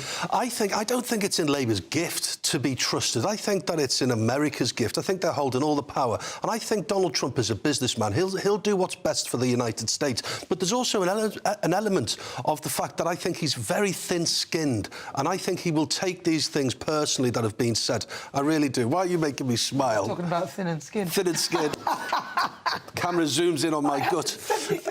So I think it's really interesting, Alex. I think you're right. I think it was ill-advised to send, although the Labour Party didn't send them. These were just political activists. Yeah. But I think the optics are just awful. Yeah, and if I was an American, I would think that here are these Brits again. Yeah, it doesn't look good. Only 300 years ago we booted them out, and now they've got boots on the ground trying to interfere in our politics. The optics are awful. And the one thing that the Americans take really seriously are all of these amendments. They are so nationalistic, the Americans. They hate people interfering with their politics. At school, you've got to stand up and swear an oath of allegiance to the United States flag.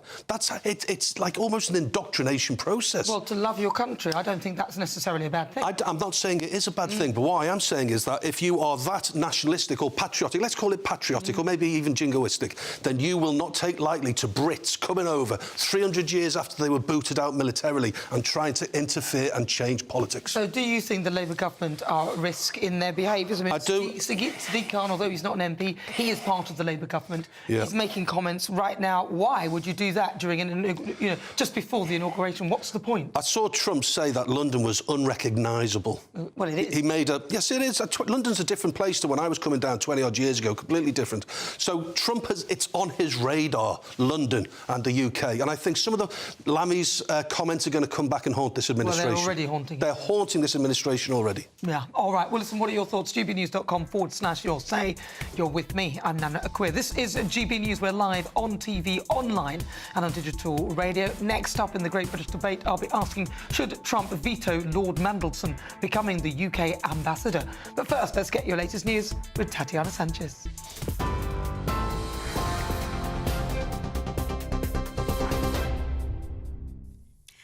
Nana, thank you very much. The top story, some breaking news that Prime Minister Sir Keir Starmer has said the release of 3 hostages from Hamas captivity, including British citizen Emily Damari, was wonderful and long overdue news after months of agony for them and their families. They're reportedly back in Israeli territory now and are just moments away from being reunited with their families. Upon their release, the Red Cross said they're all in good health, along with 28-year-old British-Israeli Emily Damari being released. Today are 2 other named hostages, 24-year-old Romy Gonen and 31-year-old Doron Steinberger, with the Israeli Prime Minister's office saying 4 other living hostages will be released in 7 days' time. US President Joe Biden spoke in South Carolina this afternoon, saying guns have gone silent in Gaza and hundreds of aid trucks are entering. These are live pictures from Tel Aviv, where thousands of people have gathered to witness the moment the Israeli hostages were released. And as it happened, there were cheers and tears from thousands of Israelis. There are still many others yet to be released at a later stage. Earlier today, the father to one of those still held by Hamas told GB News the next group of hostages need to be released as soon as possible. We are waiting for it to happen. We have no guarantee that it will happen. We hope that Hamas and Israel will come to an agreement that will release all hostages and go on a ceasefire, permanent ceasefire. In response to the ceasefire being enacted earlier today, terror group Hamas fighters gathered in Gaza in order to celebrate. Videos released from the region show members of the Hamas armed wing chanting and celebrating as the delayed truce came into effect this morning. 90 Palestinians are reportedly due to be released today. And tomorrow will mark the inauguration of President-elect Donald Trump as he makes his return to the White House. The soon-to-be 47th president arrived in the Washington area last night, where he then took in a fireworks display with his wife Melania. As expected, he'll also host a rally with his supporters later today in downtown Washington, although a counter-rally also took place yesterday with thousands attending to protest the incoming president. Shadow Foreign Secretary Priti Patel told GB News it's important that people in the US and the UK accept him as their new president. And those are the latest GB News headlines for now. More from me in half an hour. For the very latest GB News direct to your smartphone, sign up to News Alerts by scanning the QR code or go to gbnews.com/alerts.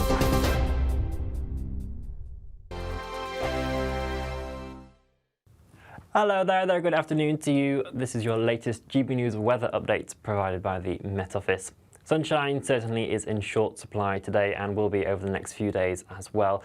We do also have a cold front out towards the west. It's stretching up all the way from Portugal and is now arriving into areas of Northern Ireland and will increasingly move into western Scotland as we head into this evening and overnight.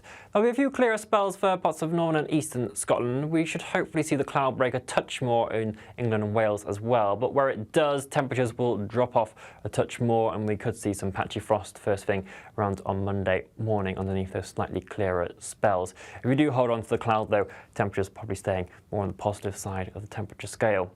For many of us, though, it certainly will be quite a chilly start to the new working week. There could also be some areas of fog around just to watch out for. This cloud will be low enough to be covering some of the mountains and hill sites. Some patchy drizzle is also possible, maybe even some snow grains, which is freezing drizzle. Northern Ireland could have some quite persistent fog, so it is certainly worth taking care here first thing on Monday morning as that eventually clears. But once again, parts of northern Scotland probably seeing the greatest chance of some sunshine poking its way through during Monday. We will, though, start to see some showers just drifting into the far northwest of Scotland. These could be quite heavy, with some hail and thunder in the mixture as well as we head throughout the day. Elsewhere, the patchy rain will sink its way into parts of northern England, affecting areas of Wales as well. But there is going to be quite a lot of cloud around. Once again, that sunshine is going to be limited. Temperatures ranging between 4 and 9 degrees Celsius. As we head into Tuesday, Wednesday, there's not really much deal of a change. We hold on to a very similar pattern with mostly cloudy skies and just a few brighter, clear spells in there. But from Thursday into Friday onwards, there are signs that it is going to be turning much more unsettled, with heavy rain, strong winds and some snow around also possible. So it is worth staying up to date with the forecast because some disruption is possible. Bye-bye. Mornings don't have to be tiresome, especially if you have the right company. Wake up to news as it happens, opinion and debate, and of course, a little bit of entertainment too. Because when the kettle's on, we're on. That's Breakfast on GB News, a show worth waking up for. Every morning from 6 a.m. Only on the People's Channel, Britain's news channel. We'll spread the news, you spread the word. This January, history will be made again. Join GB News as we bring you full coverage of Donald Trump's presidential inauguration. From the swearing-in ceremony to the celebrations, we'll be there to capture every moment that shapes the next chapter of world politics. The best guests, live updates and unparalleled insight as Donald Trump becomes the 47th President of the United States. The inauguration tomorrow from 3 p.m. on GB News, the People's Channel, Britain's news channel.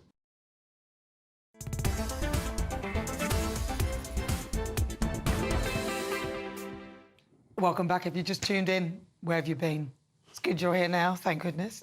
We're live on TV, online and on digital radio. I'm Nana Akua and it's time for the Great British Debate this hour. And I'm asking, should Donald Trump veto Lord Mandelson becoming the UK ambassador? Reports are suggesting that Donald Trump's top team are planning to make life difficult for Sir Keir Starmer. Surprise, surprise. After Labour supporters were sent over during the US election to campaign for Kamala Harris. Now, there's no suggestion that Keir Starmer told them to go. These are activists. Many went on their own accord, including our lovely Susie Stride, who happened to be holidaying in America at the time and then just started knocking on doors. So that's as crazy as it is. Now, of course, all of this was during the election campaign for Kamala Harris. And one of the things that the new administration could do is reject Lord Mandelson's appointment as Britain's ambassador to the US. So for the Great British Debate this hour, I'm asking, should Donald Trump veto Lord Mandelson becoming the UK ambassador? Well, joining me now, broadcaster and journalist Danny Kelly, also CEO of the Youth Vote, Alex Cairns. Danny Kelly. I don't think he should. Look, I'm not a fan of Peter Mandelson. I'm a fan of Donald Trump, and I think Donald Trump is his own man, we know that, and I don't think he should. I think that's well below Trump's pay grade, I really do, to veto an appointment. Why shouldn't Why shouldn't he? Because I think it would be petty, and I don't think Trump is that petty. I think, now, if he does want to humiliate, quote unquote, Keir Starmer, then yeah, you can go and veto it, and Mandelson won't be the foreign ambassador. But that would be an indication about how he feels about Starmer. Well, I don't think they like Keir Starmer very much. I don't think he likes him. Musk, or I don't think a lot of people like Keir Starmer, to be fair. Alex Cairns, would it be petty for him to do that? I think it would. I agree. And look, I didn't want Lord Mandelson to be the appointment. You know, I think David Miliband was in the shortlist, Catherine Ashton was in the shortlist, much better candidates. For whatever reason, maybe it's because, I don't know, during the election campaign, potentially Mandelson was giving them lots of advice. Something's happened. I'm not keen on the appointment. The appointment's happened. I really don't think that the United States should reject an appointment. It would be the first time ever. Yeah. I think it's ridiculous. You know, look, if they're not keen about some of the things that Starmer's doing politically, domestically, you know, Trump always talks about how he cares about the US first and foremost, so he should leave the UK to do what they want to do. If he doesn't want to work with Lord Mandelson and it becomes apparent apparent that his position is untenable, like Kim Dario's position was untenable, then he'll have to resign. He shouldn't reject the appointment, you know. Well, I mean, look, if it were me and somebody had wound me up and called me names, or one of his members of his cabinet had called me a neo-Nazi sympathising sociopath, I would probably take great pleasure in, whether you think I was petty or not, in rejecting somebody who I don't think would be the right person for the job. And a lot of people said Peter Mandelson is the right person for the job. I don't have to think so. Has Mandelson said those things about Trump? No, but Mandelson did actually say something about Trump. Can we find the words that Mandelson used? Well, that sheds a different light on it, then. Peter Mandelson... No, are you talking about David Lammy's comments? No, Peter Mandelson. Oh, that sheds a different light. If Mandelson said something stupid like Lammy said, then that would be a reason for Donald Trump to personally take offence, you know, playing the man, not the ball. Because some of these reckless things that Labour politicians, and not just Labour, but politicians have said about Donald Trump. Do you know what I'd really like? You know, I was listening to a national broadcaster this morning, and they vox pop people outside the White House in Washington, and they had these Democrats who honestly were really doubling down on their comparisons with Hitler. Sorry, I beg your pardon. Mandelson said Trump was a danger to the world. Oh, well, that sheds a different light on it, then. That does shed a different light on it. He said he's... sorry, say that again to me, sorry. A little short of a racist. A little short of racist. A little short of a racist. So well, that does change my perspective. But he's not wrong, though, is he? I mean, hold on. He had a Muslim ban in 6 countries. That doesn't mean he's a racist. And he called it the China virus, Nana. Well, no, but it was from China. But it wasn't the China virus, was it? Well, that's maybe his way of saying it, but it was from China. Come on, you're not going to agree with the China virus. It was the Chinese virus because it came from China. But it's not. It wasn't the Chinese virus. It's like the Spanish flu, even though that didn't come from Spain. Is the Spanish flu racist? Is it racist to say... He's a little bit racist, yeah. No. Is it racist to say the Spanish flu? Yes. It's not, is it? It is, and it's racist to call it the China virus. Spanish flu wasn't from it's racist to call it the China. It's the COVID-19. You know that. You had to say that because otherwise it would have... And you had to say what you said. No, I didn't have to. I asked you a question. Donald Trump has a very casual way of and choice of words. Now, I disagree with Alex. I don't think that is racist. I think what he was doing was making a political point and reminding everybody where this damn virus came from. Yeah. And I think that's what he was doing. No, he doesn't like China. No, that's not true because he trades with China. So I personally think he was... During his last presidency, he had a trade war with China now. He doesn't like China, you know? Isn't someone from China going to his inauguration? Yeah, probably. Sorry. Yeah, probably because he's decided, you know what, maybe I need to look at what I did my first presidency and change course. So hang on a minute. So even though someone from China is going to his inauguration, unlike Keir Starmer, you're still maintaining the fact that he must be a racist because he called a virus from China the Chinese virus. Yeah, and I think a lot of the British public will agree with me on that. No, and I don't know about that. I don't think they... GBNews.com... He's saying that you all agree with him. I said a big portion. A big portion. Yeah. I think he's wrong. What do you think? GBNews.com/ you'll say, was it racist for Donald Trump to call the COVID the Chinese virus because he was, in my view, referring to the fact that it came from China and China were trying to deny that it came from China? So just going back to my point earlier about the Democrats protesting outside the White House and they were doubling down with the Nazis and Adolf Hitler. I would just love someone to just... a natural question when someone says he's just like Hitler or this is how Hitler started. Just to ask a really natural question. What are you afraid he's capable of doing? And just let them answer. Because Hitler's known for certain things. One is starting a war, and the other one is the mass genocide of 6 million people, 3 or 4 million Jews and gypsies and his political opponents. Yeah. And that's what Hitler is known for. I just love someone to push back a little. If I were Donald Trump, I would reject Lord Mandelson simply for the fact that he did call him a danger to the world and called him a little short of a racist. That would put me off somebody who's supposed to be negotiating in good faith for the UK. I don't think that's a good choice. I don't know why Keir Starmer thought that would be a good choice. Maybe try and find somebody who hasn't insulted Donald Trump. But this show is nothing without you and your views. Let's welcome our great British voice, their opportunity to be on the show and tell us what they think about the topics we're discussing. David Baum, I'm glad to get you on for this particular question. So what do you think? Are they in danger of destroying the special relationship that we have? And is the appointment of Mandelson a wise one? Should Donald Trump reject it? I'm trying not to laugh at Nana on a couple of points. You have the whole of the Labour government, when in opposition, calling Donald Trump every name under the sun. You had Sadiq Khan letting off a blimp the shape of Trump when he was coming on a state visit. And then you put in the nomination of a man who called him a variety of names as the ambassador, whereas David Miliband, the smarter of the two brothers, would have been a better choice for ambassador. He's shown his contempt for Keir Starmer in everything that he's doing. He doesn't like Starmer. He doesn't like anything about the Labour Party at the moment. And Keir Starmer has this great habit at the moment of basically screwing everything up. He is the man who puts everything on 19 when it comes up green. He can't do it. And Alex, by the way, if you go to talk about something from Spain, it's Spanish. If you talk about something from Italy, it's Italian. So you talk about something from China, it's Chinese.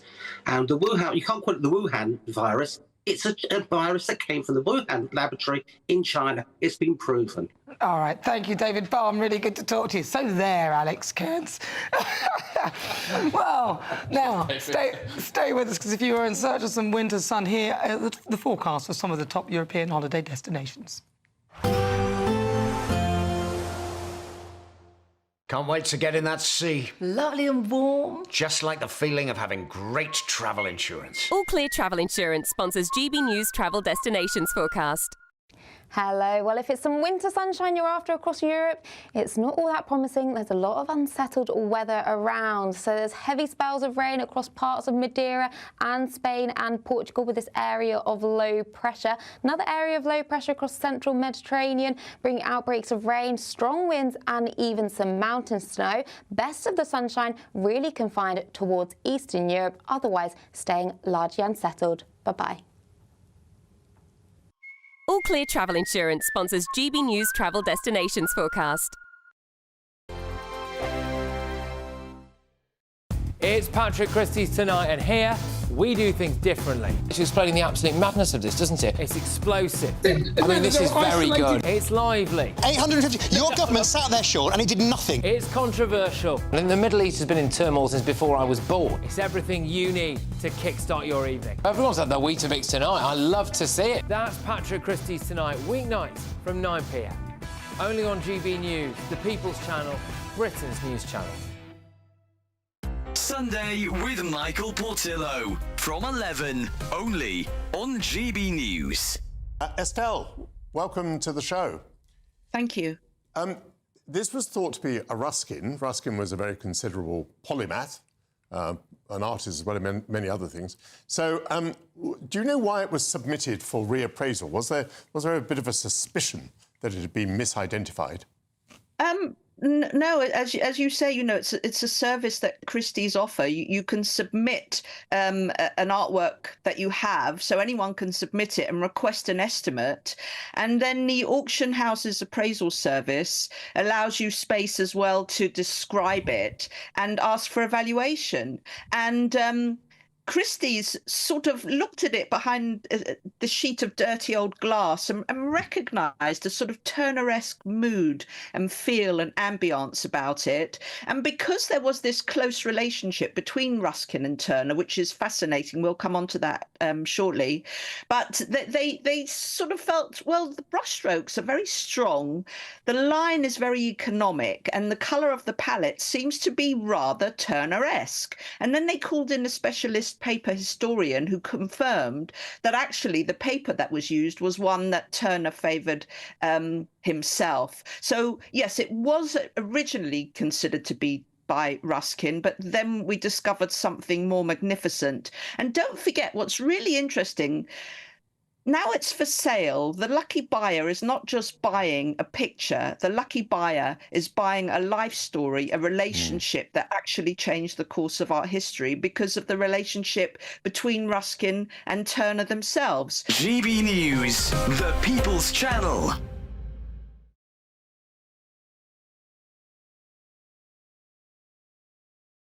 Join me, Camilla Tominey, for a frank and honest discussion with those in power that cuts through the spin and gets to the heart of the issues shaping our nation.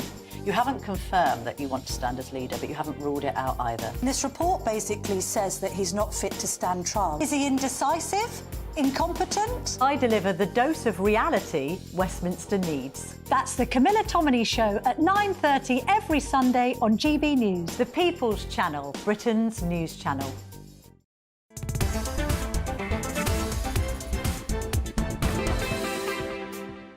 And welcome. This is GB News. We're live on TV, online and on digital radio. I'm Nana Akua. Joining me, broadcaster and journalist Danny Kelly, and also CEO of the Youth Vote, Alex Cairns. Lots of you have been getting in touch because we asked about the Chinese virus, whether it was racist or not, because people were... Alex insisted that it was. Julie Fawcett says, no, I don't agree with Alex. People... I won't remove the rest of that, actually, Julie. Anne says, should we say red herring as a blue herring? I might get upset at that.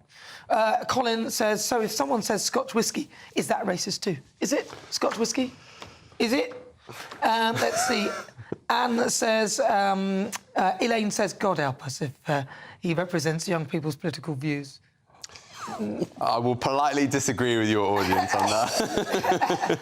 Well, you said that most people will agree with you, so I put it to them. And Karina says, don't agree with your guest, and it was the China virus because it originated from China.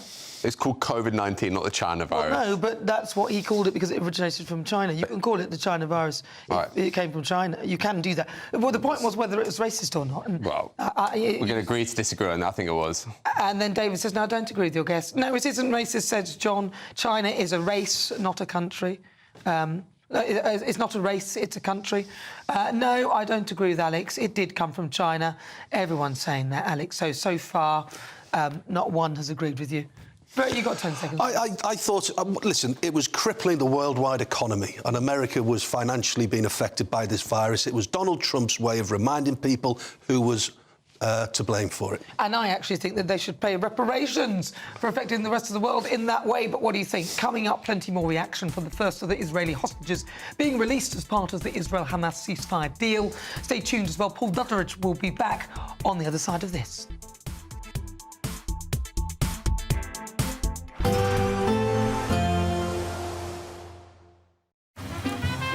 Despite the morning rain, it'll be a nice, warm, cosy day ahead. Boxed heat pumps, sponsors of weather on GB News. Hello there, good afternoon to you. This is your latest GB News weather update provided by the Met Office. Sunshine certainly is in short supply today and will be over the next few days as well. We do also have a cold front out towards the west. It's stretching up all the way from Portugal and is now arriving into areas of Northern Ireland and will increasingly move into western Scotland as we head into this evening and overnight. There'll be a few clearer spells for parts of northern and eastern Scotland. We should hopefully see the cloud break a touch more in England and Wales as well, but where it does, temperatures will drop off a touch more and we could see some patchy frost first thing around on Monday morning underneath those slightly clearer spells. If we do hold on to the cloud, though, temperatures probably staying more on the positive side of the temperature scale. For many of us, though, it certainly will be quite a chilly start to the new working week. There could also be some areas of fog around just to watch out for. This cloud will be low enough to be covering some of the mountains and hill sites. Some patchy drizzle is also possible, maybe even some snow grains, which is freezing drizzle. Northern Ireland could have some quite persistent fog, so it is certainly worth taking care here first thing on Monday morning as that eventually clears. But once again, parts of northern Scotland probably seeing the greatest chance of some sunshine poking its way through during Monday. We will, though, start to see some showers just drifting into the far northwest of Scotland. These could be quite heavy, with some hail and thunder in the mixture as well as we head throughout the day. Elsewhere, the patchy rain will sink its way into parts of northern England, affecting areas of Wales as well. But there is going to be quite a lot of cloud around. Once again, that sunshine is going to be limited. Temperatures ranging between 4 and 9 degrees Celsius. As we head into Tuesday, Wednesday, there's not really much deal of a change. We hold on to a very similar pattern with mostly cloudy skies and just a few brighter clear spells in there. But from Thursday into Friday onwards, there are signs that it is going to be turning much more unsettled with heavy rain, strong winds and some snow around also possible. So it is worth staying up to date with the forecast because some disruption is possible. Bye-bye. There will be a light breeze in the morning, leading to a warm front. Boxed heat pumps, sponsors of weather on GB News. Imagine how £50,000 in cash from us could make your new year go with a bang. Hi, my name's Victoria. I won the Spring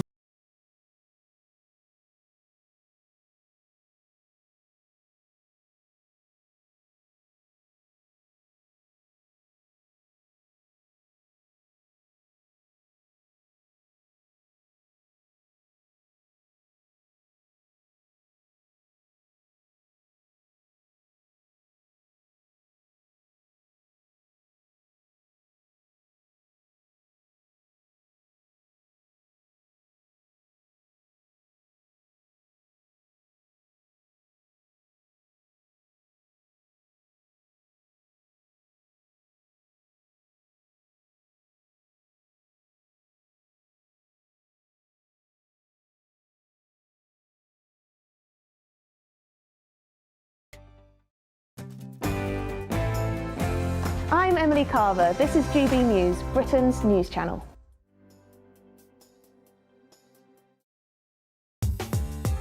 I'm Christopher Hope. From pop stars to politicians, I'll interview anybody in a pub who's got a political opinion. Join me every Friday on Spotify, Apple Podcasts, YouTube or gbnews.com, or wherever you get your podcasts. This is GB News, the People's Channel. Headliners on GB News 11 p.m. every night. It's got 3 top comedians going through the next day's newspapers so you don't have to read them, which is great. That's a good point. He's lying. I mean, maybe he's not lying. That's Headliners every night from 11 p.m. and 5 a.m. as well on GB News, Britain's news channel. If you want your news to be straight talking... This is a nightmare for the Conservatives again. Down to earth. It's not just Nottingham where this is happening, is it? And most importantly, honest. Hard-working, middle-class taxpayers, they'll get their book thrown at them. Then catch me, Martin Daubney, Monday to Friday, 3 till 6 p.m. on GB News, Britain's news channel. In the GB Newsroom, we bring you the news as it happens. With our team of dedicated journalists across the UK. We're ready to keep you up to date with what's happening every half an hour, every single day. Bulletins here on GB News. The People's Channel. Britain's news channel. This is Britain's Newsroom, where your voice matters. It's just astonishing. With expert analysis and honest opinion, we don't just keep you informed. We bring you unique perspectives you won't see anywhere else. Can't argue with any of that. When the news happens, it happens here. On Britain's Newsroom, weekdays from 9:30 a.m. Only on GB News.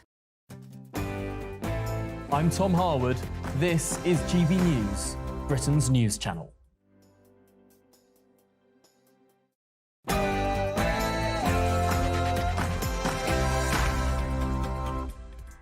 Hello, good afternoon and welcome to GB News. We are live on TV, online and on digital radio. I'm Nana Akua.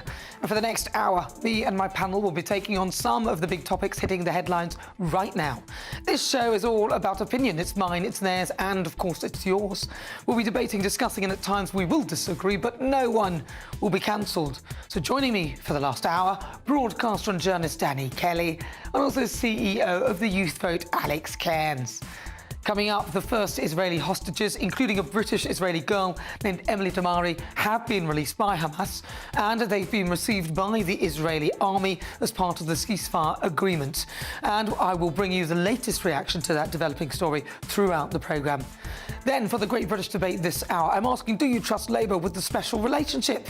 It's just one day before Donald Trump's inauguration, and Keir Starmer will not be there, despite the incoming president breaking tradition and inviting some foreign world leaders. Could this be bad news for the Prime Minister, who sent, well, we didn't quite send 100 activists, where 100 activists from the Labour side of things went to campaign for Kamala Harris? Not a good look.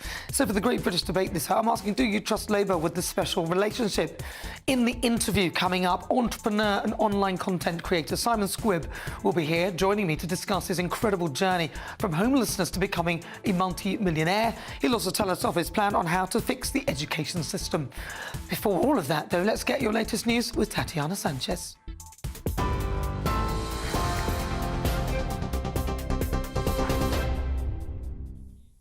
Nana, thank you and good evening. The top stories. Prime Minister Sir Keir Starmer says the release of 3 hostages from Hamas captivity, including British citizen Emily Damari, was wonderful and long overdue news after months of agony for them and their families. Emily's mother has thanked everyone who never stopped fighting for her throughout this horrendous ordeal. They're all back in Israel now, and upon their release, the Red Cross said they were all in good health. Along with 28-year-old British-Israeli Emily being released today are 2 other named hostages, 24-year-old Romy Gonen and 31-year-old Doron Streisberger, with the Israeli Prime Minister's office saying 4 other living hostages will be released in 7 days' time. US President Joe Biden spoke in South Carolina today, saying guns have gone silent in Gaza and hundreds of aid trucks are entering. These are live pictures now from Tel Aviv, where thousands of people have been gathering to witness the moment the hostages were released. And as it happened, there were cheers and tears from Israelis. There are still many others yet to be released at a later stage. Earlier, the father to one of those still held by Hamas told GB News the next group of hostages need to be released as soon as possible. We are waiting for it to happen. We have no guarantee that it will happen. We hope that Hamas and Israel will come to an agreement that will release all hostages and go on a ceasefire, permanent ceasefire. Israeli diplomat and former ambassador to Germany, Jeremy Isakharov, told GB News the hostage releases should have happened months ago. The October 7th attack was a major blow to Israel's national security. We need to have a full commission of inquiry to investigate what happened, and that will decide the responsibility not only of the army, the intelligence, but also of the political echelon. It was a massive governmental failure that was preceded by several months by a judicial upheaval which Benjamin Netanyahu pushed through and created a massive division in Israeli society. And that division in Israeli society, in my view, weakened deterrence of Israel and maybe created the opportunity for Hamas to carry out this attack on October 7th. In response to the ceasefire being enacted earlier today, terror group Hamas fighters gathered in Gaza in order to celebrate. Videos released from the region show members of the Hamas armed wing chanting and celebrating as the delayed truce came into effect this morning. 90 Palestinians are due to be released today. Meanwhile, one Israeli citizen has expressed concern about how long the ceasefire will last. This ceasefire is something that I hope that will work out, but as I know Hamas, you cannot even trust them in 1%. Tomorrow will mark the inauguration of President-elect Donald Trump as he makes his return to the White House. The soon-to-be 47th president arrived in the Washington area last night, where he then took in a fireworks display with his wife Melania. It's expected he'll also host a rally with his supporters later today in downtown Washington, although a counter-rally also took place yesterday with thousands attending to protest the incoming president. Shadow Foreign Secretary Priti Patel told GB News it is important that people in the US and in the UK accept Trump as the new president. The American people have put their hopes and trust and confidence in him to deliver for the people of America, for this great country, but also importantly for us, and I say this as a Conservative, you know, I've been invited here by our sister party, the Republican Party. We have strong and enduring ties and links with our sister party. We've always stood shoulder to shoulder as two countries, and that's where we should be again. The onus now is on Keir Starmer's government to step up and rebuild links and a relationship with the Trump administration. And TikTok users in the US are opening the app today to find a message saying they can't use the social media platform for now due to a law enacted in Washington. The ban came into force after the US Supreme Court passed a law in April which stated the platform's China-based parent company ByteDance must have sold the platform by today, which it hasn't done. However, President-elect Donald Trump says he would most likely give TikTok a 90-day reprieve from the ban once he takes office tomorrow. This morning, a British government official said there are no current plans to ban TikTok in the UK. Those are the latest GB News headlines. For now, more from me in half an hour.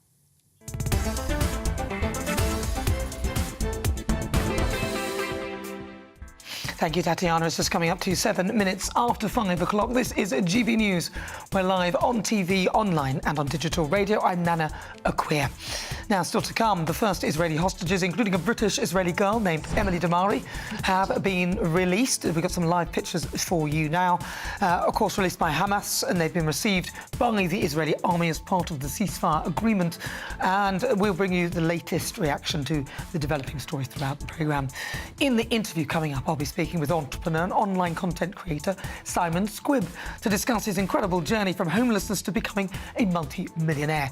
He'll also tell us his plan on how to fix the education system. And for the Great British Debate this hour, I'm asking, does it matter that millionaires are leaving the UK? According to new data, one millionaire has left Britain every 45 minutes in the year that Labour came to power, which is over double the number in 2023. So for the Great British Debate this hour, I'm asking, does it matter that millionaires are leaving the UK? Send me your thoughts, post your comments at gbnews.com/your say.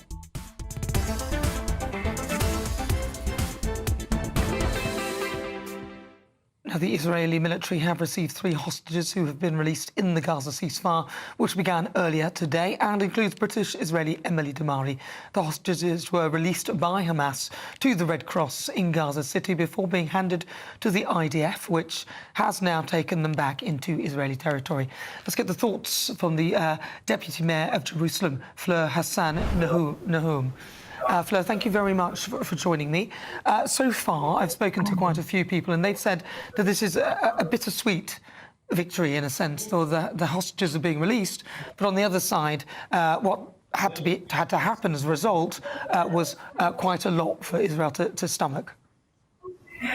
Well, absolutely. Our hearts and our heads are in different places, Nana, because this is wonderful to see these young women come home to their families after over 470 days of captivity, and God knows what they've been through. God knows. But at the same time, we're releasing murderous terrorists on the streets of Israel to get these hostages home. I've had calls all day from people who were victims of terror attacks, whose family members were killed in terror attacks, and they got word that those terrorists are going to be set free as a result of this deal. And so, yes, this deal had to be done because we have a moral obligation to bring out every man and woman that was there. That's the ethos in Israel. You don't leave anyone behind. But at the same time, we've paid a terrible price. And this is the reality. There are no good choices here. A lot of people are saying that Benjamin Netanyahu should have done this deal sooner because it hasn't really changed in the form that it's in now. Should he have done the deal sooner, in your view? Well, I don't agree with the assessment that he could have done the deal sooner. Hamas has been intransigent all the time. And in fact, Antony Blinken, the Secretary of State until tomorrow, who's not a big fan of Netanyahu, has said over and over again that it was Hamas that was intransigent and it was Hamas that didn't want to close the deal. So, of course, there's a lot of internal criticism to Netanyahu within Israel, and Israelis like to blame themselves. But ultimately, Hamas was the terrorist organization that didn't want to cut this deal, not last March and not last May and not last September. And the truth is, Nana, that the only reason they're doing it now is because they know things are not going to be better for them under Trump. Well, there is that thought, isn't there, that perhaps Donald Trump coming into the equation is a good thing in the sense that the hostages are being released, and also maybe there'll be more peace, because last time he was in power, there was peace in the Middle East. Absolutely. He brought 3 countries to make peace with Israel. Today, I think that once Trump gets in, there are more serious conversations about Saudi Arabia making peace with Israel. And that's a game changer for the region. And if we can get the Abraham Accords also involved in the reconstruction of Gaza and the governing of Gaza as a future enclave of a moderate Sunni country, not as a proxy of the Iranian Republic, then we've done something here. Do you think that Benjamin Netanyahu has done a good job? You know, it's very difficult to judge, and it's very difficult to say what would somebody else have done in his shoes. But ultimately, everybody thought a year ago that we were in a terrible spot, and we were, and that the war with Hezbollah, who attacked us from the 8th of October, was going to be so painful, and we were going to have days without electricity and water, and towers in Tel Aviv knocked down. Well, you know what? We got rid of the majority of their leadership. We killed the top leader of Hamas under the noses of the Iranian Republic. We killed the top leader of Hamas, Yahya Sinwar. We've gotten rid of about 20,000 terrorists in the Gaza Strip. Yes, they're still on their feet, but mostly I think only Netanyahu could have resisted the pressure from the Biden administration to give up much earlier and end up with all of these terrible terrorists still in power. So is he a perfect leader? No. Who is? Has he done a good job? Well, we'll only be able to judge that at the end of the year and see where we're standing. But I don't see any other Israeli leader having done a better job, to be honest. All right, Fleur, thank you so much. It's really good to talk to you. That is Fleur Hassan Nahum. She is the Deputy Mayor of Jerusalem. Right, well, joining me now, because, of course, it's one day to go before Donald Trump returns to the White House, with the president-elect set to be inaugurated as America's 47th president in Washington, D.C. tomorrow. A lot of protesters have already been taken to the streets to rally against Mr. Trump, with around 5,000 people turning up in the Capitol to confront what they call Trumpism. Joining me now, the host of the Politics People podcast, Paul Dudridge. It's a good day tomorrow, isn't it? The end of our collective nightmare. This is what tomorrow is. 4 years we've had this.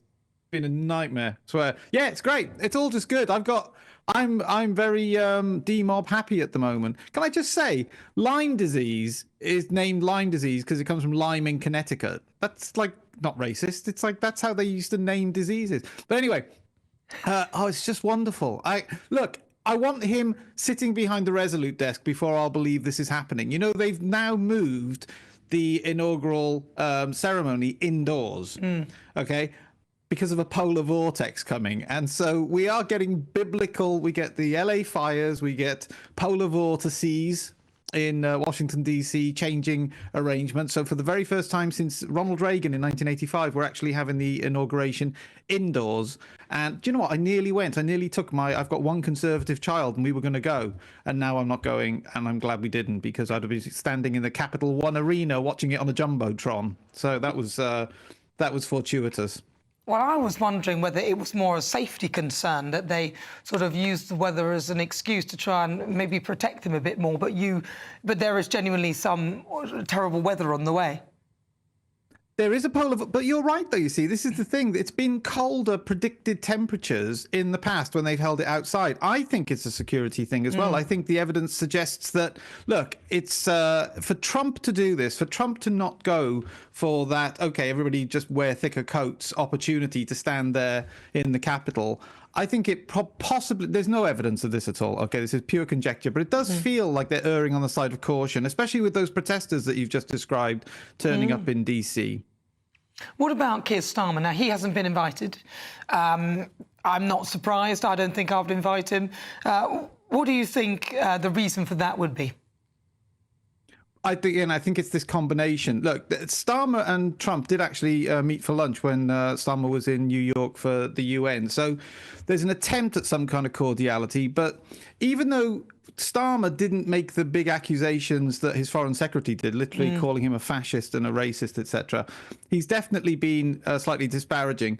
I'm so glad you brought up this quote from Mandelson. Yeah. It's just like, no, this is not just being petty. He literally went on the record and said a danger. Now, if you're bringing in an ambassador to your nation and you are describing the leader of that nation as a threat to world security, it's like... Exactly. So I think he's probably going to get through. You know, Trump doesn't have to accept Mandelson's appointment as ambassador.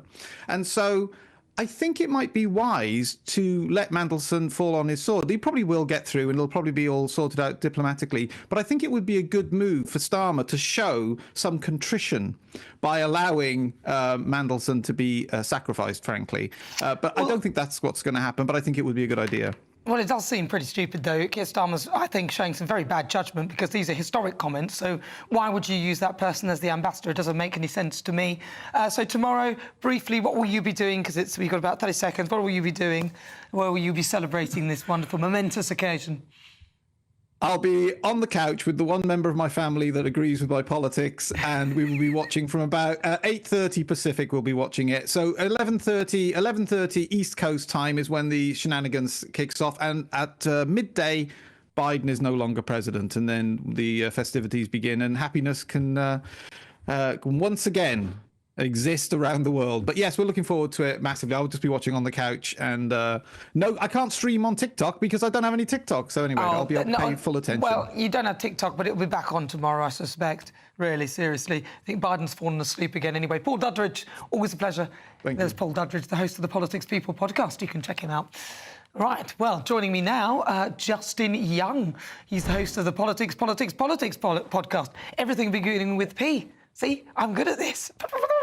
Indeed. So Justin, this is great news, isn't it? And TikTok should be back on as well, I would have thought, with hopefully after Trump, when he gets in tomorrow. Well, that's what he said. On international kind of executive order that will extend things things. Essentially, right now you have the outlets that would be distributing TikTok, specifically the web hosting and the web stores that have been taking it down because they're the ones that face fines. TikTok has preemptively said that they are not available to the American public. So we will see. That is yet to come. Let me just say, I am in DC right now. You can see DC behind me. It is miserable. It is not a pleasant place to be. It is raining. It's going to snow a little bit later. I can't imagine that it would be any nicer when it's going to be colder tomorrow. So while this may be a disguised security thing, trust me, on the ground reporting, it's absolutely miserable here in the nation's capital. All right, okay, so we'll take it that it's not a security thing, but I suppose he probably would be safer indoors as well. So with all the factors, I think I'd probably have him indoors as well. So because we've seen people protesting on the streets now because they're not happy about it. But in your view, do you think Trump is a good thing for the world? Well, certainly he is being received optimistically. A CBS poll came out today and said that America is a majority optimistic about the Donald Trump administration, and specifically when it comes to the key issues that drove the election, the economy, foreign policy. And while there have been protests, they're not the scale that we saw back in 2017. This is not the absolute city clogging protests. They exist, but there's a protest for almost everything here in America on some level. This is by and large a vibe shift. Things have been looked at differently. And when you see action being taken, the likes of which we are seeing in Gaza, the likes of which we are seeing on the digital media front, you get the sense that there is a new way of going about things here in America with Biden exiting and Donald Trump coming in. It's a bit like when your parents go off away somewhere and then you hang around and they're still in the house, then you know, oh, they're coming back. You better clean everything up so that they don't notice that something awful has happened. And that is the sense that I get, that suddenly the world is going, oh, let's get ourselves back into order now. I mean, this is a good thing, surely. But Keir Starmer, our Prime Minister here in the UK, hasn't been invited. Do you think that's symbolic of anything?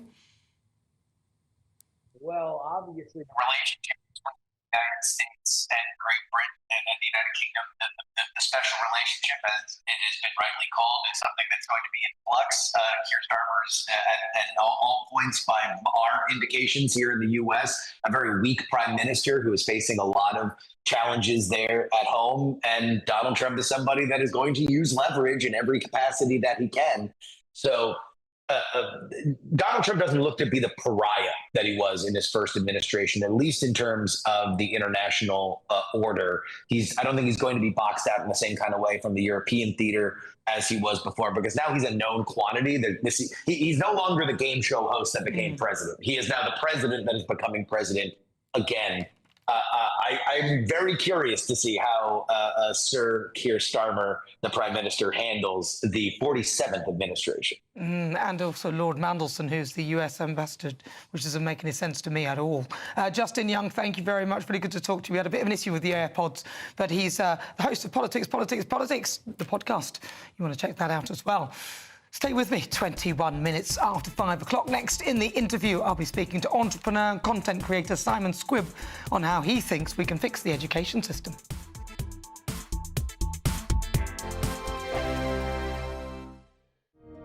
This January, history will be made again. Join GB News as we bring you full coverage of Donald Trump's presidential inauguration. From the swearing-in ceremony to the celebrations, we'll be there to capture every moment that shapes the next chapter of world politics. The best guests, live updates and unparalleled insight as Donald Trump becomes the 47th President of the United States. The inauguration tomorrow from 3 p.m. on GB News, the People's Channel, Britain's news channel. GB News Breakfast, every day from 6 a.m. Lauren, let's start with this, shall we? How children's TV may be harming, not helping young minds. Yeah, so this is an article in the Express today, a big double-page spread as a result of some new research in a new book that's coming out by a child psychologist, saying that children's television, and I think perhaps more importantly, the way that children consume television and video product now is perhaps not as healthy for them as we would hope it would be. And there's quite some distance from children's television of the past, of the sort of the Bagpuss and Clangers and Ivor the Engine era. And I think what's interesting about this is particularly the how children's television is consumed angle, because children are now put in front of screens significantly more often than they were, certainly when I think we were growing up. The content that they are consuming is not great for their brains and their learning and development, which Floella Benjamin of children's television fame is now leading a big crusade to say that some of this is really, really bad for children. These days, they're not watching the TV that we all watched when we were growing up. They're not even watching GB News in the morning. What are they thinking? Would you believe it? But they are watching this absolute drivel all day long on YouTube, and because obviously all our TVs are now connected to the internet, or they're getting TikTok on their TV. It's not even, so they don't even necessarily have to have smartphones or iPads. They can just watch this stuff on TV, and it is rubbish. They are watching it and they're obsessed with it. Oh God, Skibbity Toilet or something. Have you heard of this? No. No? Well, you'll have viewers who have got who are parents of sort of 13-year-olds, and this Skibbity Toilet thing is, they're all obsessed with it, and this is a really annoying sort of theme tune or thing that they sing at you. GB News, the People's Channel.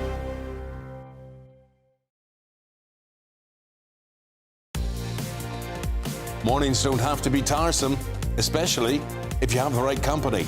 Wake up to news as it happens, opinion and debate, and of course, a little bit of entertainment too. Because when the kettle's on, we're on. That's Breakfast on GB News, a show worth waking up for. Every morning from 6 a.m. Only on the People's Channel, Britain's news channel. We'll spread the news, you spread the word.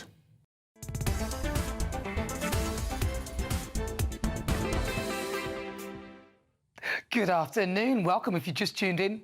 Where have you been? No, welcome.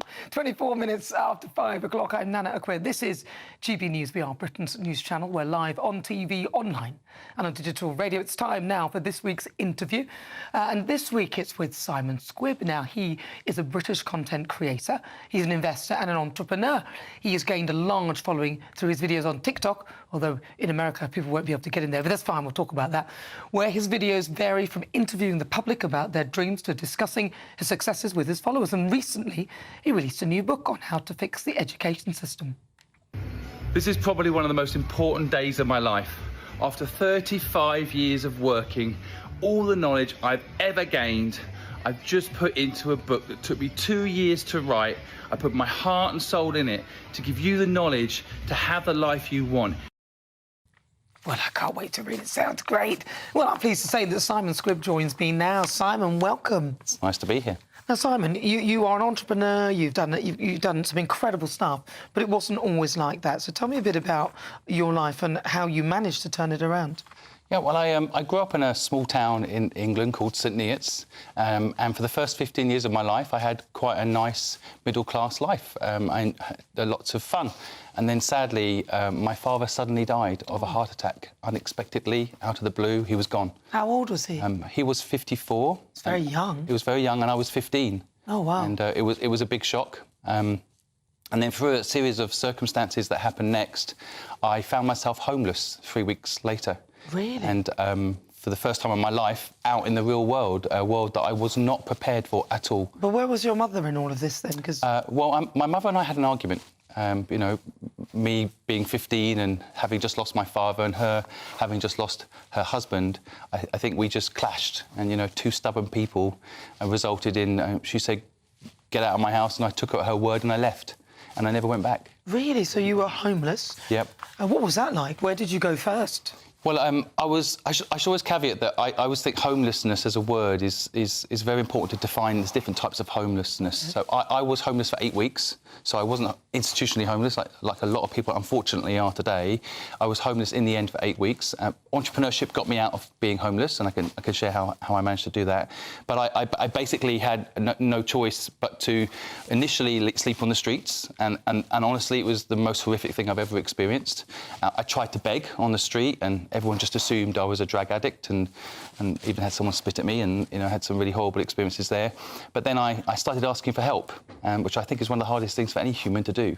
And people let me stay on their couch, and I asked family friends if they could let me stay with them and stuff like that. And slowly, I managed to get myself out of being homeless.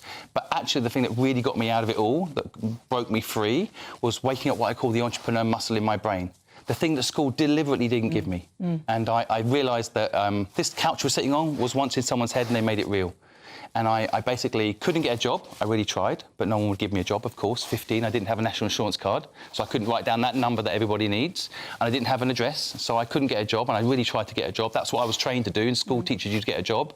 And then desperation to try and find a way out, I saw a big house with a really messy garden. And this entrepreneur muscle in my brain woke up for the first time. And my brain said to me, that's a big house, they must have money. Maybe they'll pay you, Simon, to take care of the garden. So I knocked on the door of that house and I said, hi, my name's Simon Squib, I've got a gardening company.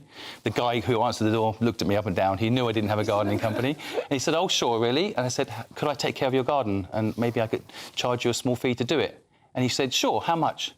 I said, £200 a month. And instantly in that moment, I started a gardening company. Wow. And but were you a good gardener? Was that something, one of your skills? Honestly... I could say that, and then I would be terrible, and I'd be fired. Yes. To be honest, I'm a terrible gardener. But that actually worked out to be good for me, too, because as I won the work, I tried to do the work, and then I realised I couldn't do the work, so I had to bring in people to help me. So I started hiring other homeless folks and bringing in people to do the gardens, and I would knock on doors and do the sales. But again, like, I learned in the next 10 years how to build a business, and I failed in the gardening company eventually. I started it just at the beginning of spring, and I didn't realise England has a winter. So when the winter came, I was building the business up. At one point, I had over 60 people hiring me to do their gardens. So I'd really built it up. And then the winter came, and everyone said, we're not taking care of our gardens in the winter, Simon. So the whole business collapsed. But I'd already learned all the skills by that point, all the things that school hadn't taught me. You know, how to sell, how money worked, how to hire people, how to do what you say you're going to do.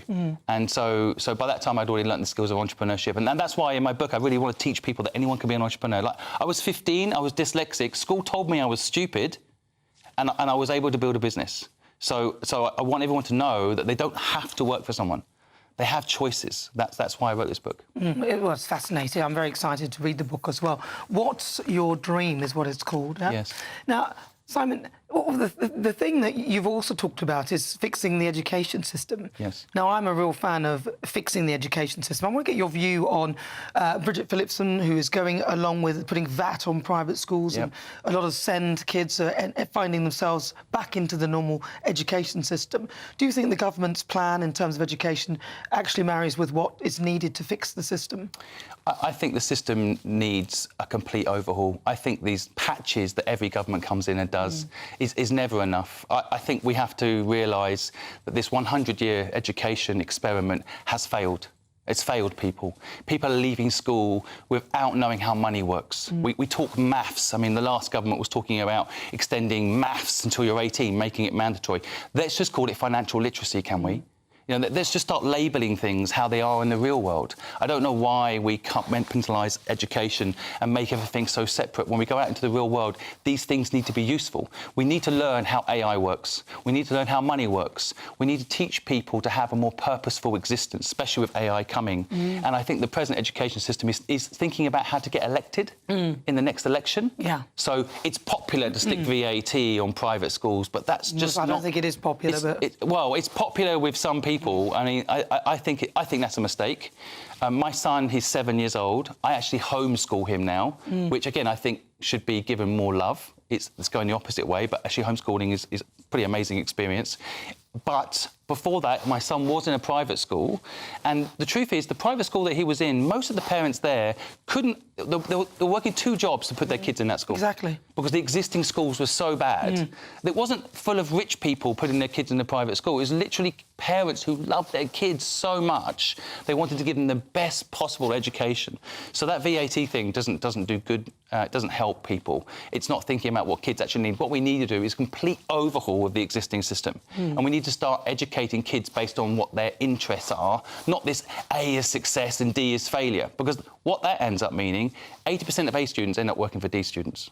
That's what's happening right now. because D students learn to fail. Failure is good. Yeah. And A students think that they're brilliant until they hit the real world, and then they have to work for someone else. Yeah, it is quite incredible as well, because I was told, oh, you're not very good at maths. No, I wasn't that good at maths. I wasn't good at the square root or the Pythagoras theorem. But what I was good at is putting together profit and loss accounts and spreadsheets. Right. And understanding money, and money shopping, and understanding mortgages and things like that, which they didn't cover at all. Yeah. So it turned out that I turned out to be very good at economics. Right. Plus communication. Yeah, I mean, look what you do for a living. I think these things should be given more respect. Like, I teach my son to talk on TikTok Live. He can communicate with an audience. You know, that's a skill that, in my opinion, should be taught in school, because it's also a practical skill when you get out in the real world. Yeah, real skills and things that will be useful in the real world that you can actually apply to reality, rather than a lot of the things that we're taught. But Bridget Phillipson was talking about decolonising the curriculum and adding new things into the curriculum that were, you know, more relatable. You should probably agree with that notion. So not doing Shakespeare and things like that. Yeah, but I think when you get into the detail of all these headline policies, in reality, there's still a very rigid system where the teaching is spoken at kids. And I think the fundamental problem, and again, I've talked about this in my book, is that when my son went to school, the first question they kind of ask you, the teachers even, everybody was taught the same question. It's the wrong question. And that question was, what will you do when you grow up? And it's so dangerous, this question. It instantly takes a human mind and traps it into a certain job. Really? But actually, the really exciting way to ask a child is, what problem would you like to solve when you grow up? Because then you can do multiple things, you know, like you said, you can use your account skill, your presentation skills, you can use all these different things to fix the thing you want to fix in the world. And I mean, there's stats already out there, you know, kids under 5, 96% of them are registered geniuses.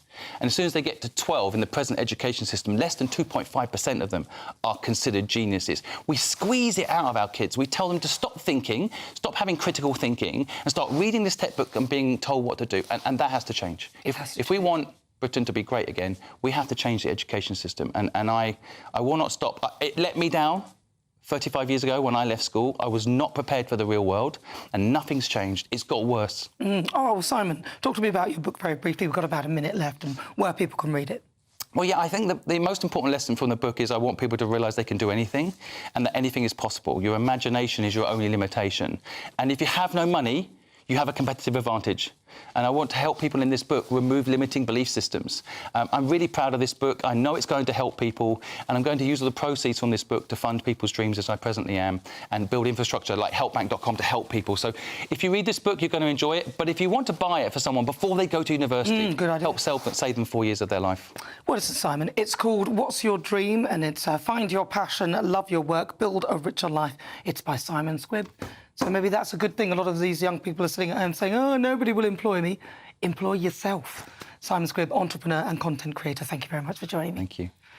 Well, it's just coming up to 35 minutes after 5 o'clock. This is GB News. We are Britain's news channel.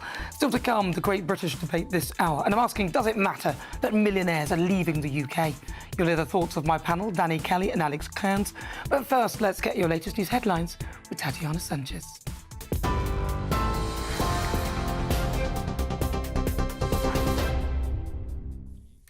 Nana, thank you very much. The top stories. Sir Keir Starmer says the release of 3 hostages from Hamas captivity, including British citizen Emily Damari, is wonderful and long overdue news after months of agony for them and their families. Foreign Secretary David Lammy has also welcomed their release, saying our thoughts are also with those still waiting to be reunited with their loved ones. Emily's mother has thanked everyone who never stopped fighting for her throughout this horrendous ordeal. She says her daughter is finally home. Now, a photograph has been posted on X of the two of them together. Upon their release, the Red Cross said they were all in good health. There were chaotic scenes in Gaza City as those 3 female hostages were released after more than 470 days in captivity. Along with 28-year-old Emily being released today are 2 other named hostages, 24-year-old Romy Gonen and 31-year-old Doron Streisberger, with the Israeli Prime Minister's office saying 4 other living hostages will be released in 7 days' time. US President Joe Biden spoke earlier today saying guns have gone silent in Gaza and hundreds of aid trucks are now entering. These are live pictures from Tel Aviv, where thousands of people have been gathering to witness that moment where the 3 hostages were released earlier today. And as it happens, there were cheers and tears from the crowds. There are still many others yet to be released at a later stage. Earlier today, the father to one of those still held by the terror group Hamas told GB News the next group of hostages need to be released as soon as possible. We are waiting for it to happen. We have no guarantee that it will happen. We hope that Hamas and Israel... In response to the ceasefire being enacted earlier today, terror group Hamas fighters gathered in Gaza in order to celebrate. Videos released from the region show members of the Hamas armed wing chanting and celebrating as the delayed truce came into effect this morning. 90 Palestinians are due to be released today. And tomorrow will mark the inauguration of President-elect Donald Trump as he makes his return to the White House. The soon-to-be 47th president arrived in the Washington area last night, where he took in a fireworks display with his wife, Melania. It's expected he'll also host a rally with his supporters later today in downtown Washington, although a counter-rally also took place yesterday with thousands attending to protest the incoming president. And those are the latest GB News headlines for now. More from me in half an hour. For the very latest GB News direct to your smartphone, sign up to News Alerts by scanning the QR code or go to gbnews.com/alerts.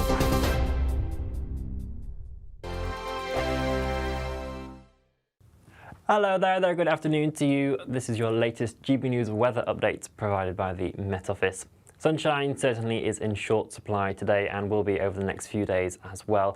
We do also have a cold front out towards the west. It's stretching up all the way from Portugal and is now arriving into areas of Northern Ireland and will increasingly move into western Scotland as we head into this evening and overnight. There'll be a few clearer spells for parts of northern and eastern Scotland. We should hopefully see the cloud break a touch more in England and Wales as well, but where it does, temperatures will drop off a touch more and we could see some patchy frost first thing around on Monday morning underneath those slightly clearer spells. If we do hold on to the cloud though, temperatures probably staying more on the positive side of the temperature scale.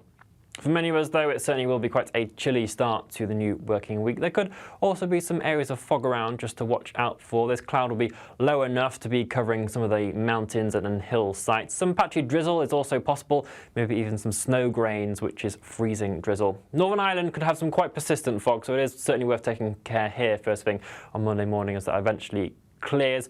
But once again, parts of northern Scotland probably seeing the greatest chance of some sunshine poking its way through during Monday.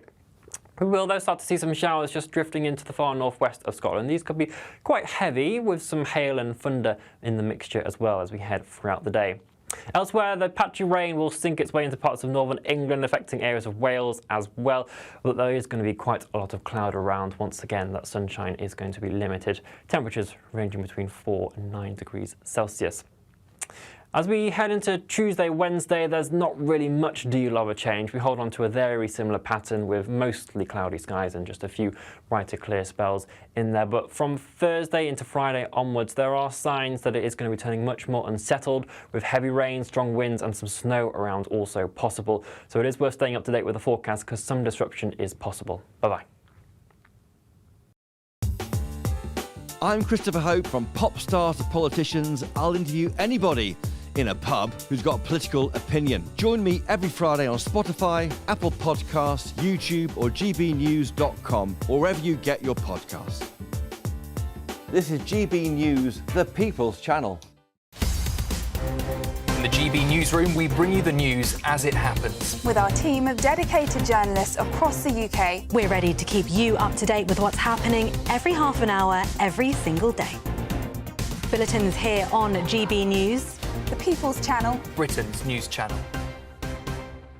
Headliners on GB News 11 p.m. every night. It's got 3 top comedians going through the next day's newspapers so you don't have to read them, which is great. That's a good point. He's lying. Maybe he's not lying. That's Headliners every night from 11 p.m. and 5 a.m. as well on GB News, Britain's news channel.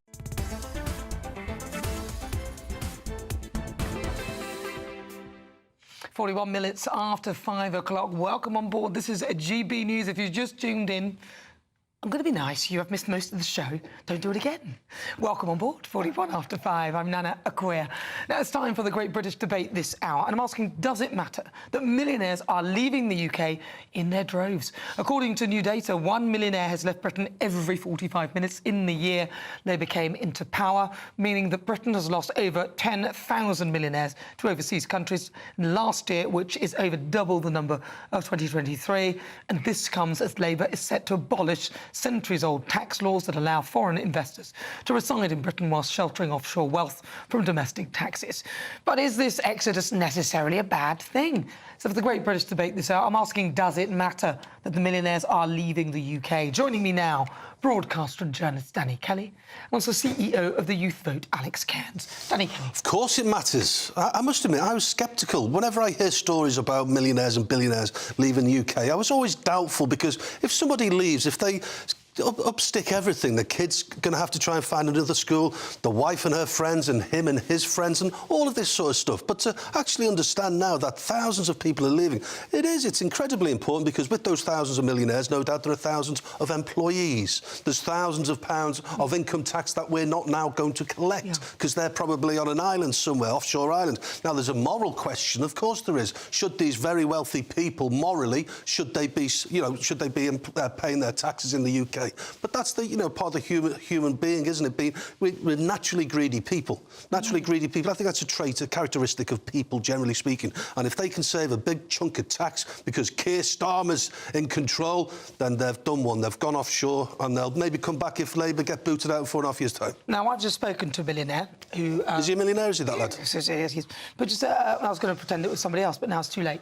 But he told me that he won almost quite a bit of money in Dubai, and obviously he's not going to bring it back here, because otherwise, as soon as you bring it back here, you're taxed ridiculously. And so that's more millionaires going, well, do you know what? I'm not going to bring my wealth to the UK, or I'm not going to do this because I'm going to be taxed. I'm going to lose literally half of it before I've done anything, Alex. I mean, I can get out the world's smallest violin for millionaires that, are worried about their money. I mean, come on. Go on, get it out. Actually, no, I mean, look, it depends who the millionaires are. I definitely agree. If these are people that are, employing people, running businesses, I don't want to see people leaving the UK. But if these are people that are just rich because they inherited lots of land, footballers, just people that are doing OnlyFans, I'm not going to be concerned about that, because people come, people go, but I don't want to see employers leaving, for sure. But, I mean, I presume most of the billionaires and millionaires are people who've done so off their own back through hard work. A lot of them are the wealth creators. That's usually how it is. It wouldn't, maybe there'll be one or two OnlyFans people, but the real model of an OnlyFans is not that millions of people are millionaires, it's just a few of them, and that attracts others. So, in reality, the people who are leaving are those who are wealth creators in this country, and that is a problem, really, isn't it, for the Labour government? Their policies are driving people away. I think, naturally, when it comes to tax policy, there are going to be people that are put off because they don't want to pay their fair share. The inheritance tax, the farming, discussion, we had a big debate about that, for example. But you know that at least the majority of tax is paid by the top 1%. You do realise that, don't you? So these millionaires who you're saying, whatever, but it's those people who are paying the... But we should all be concerned. We should all have an opinion on this, because if they up sticks and go abroad and they don't pay any income tax to our coffers, then who's going to pick up the shortfall?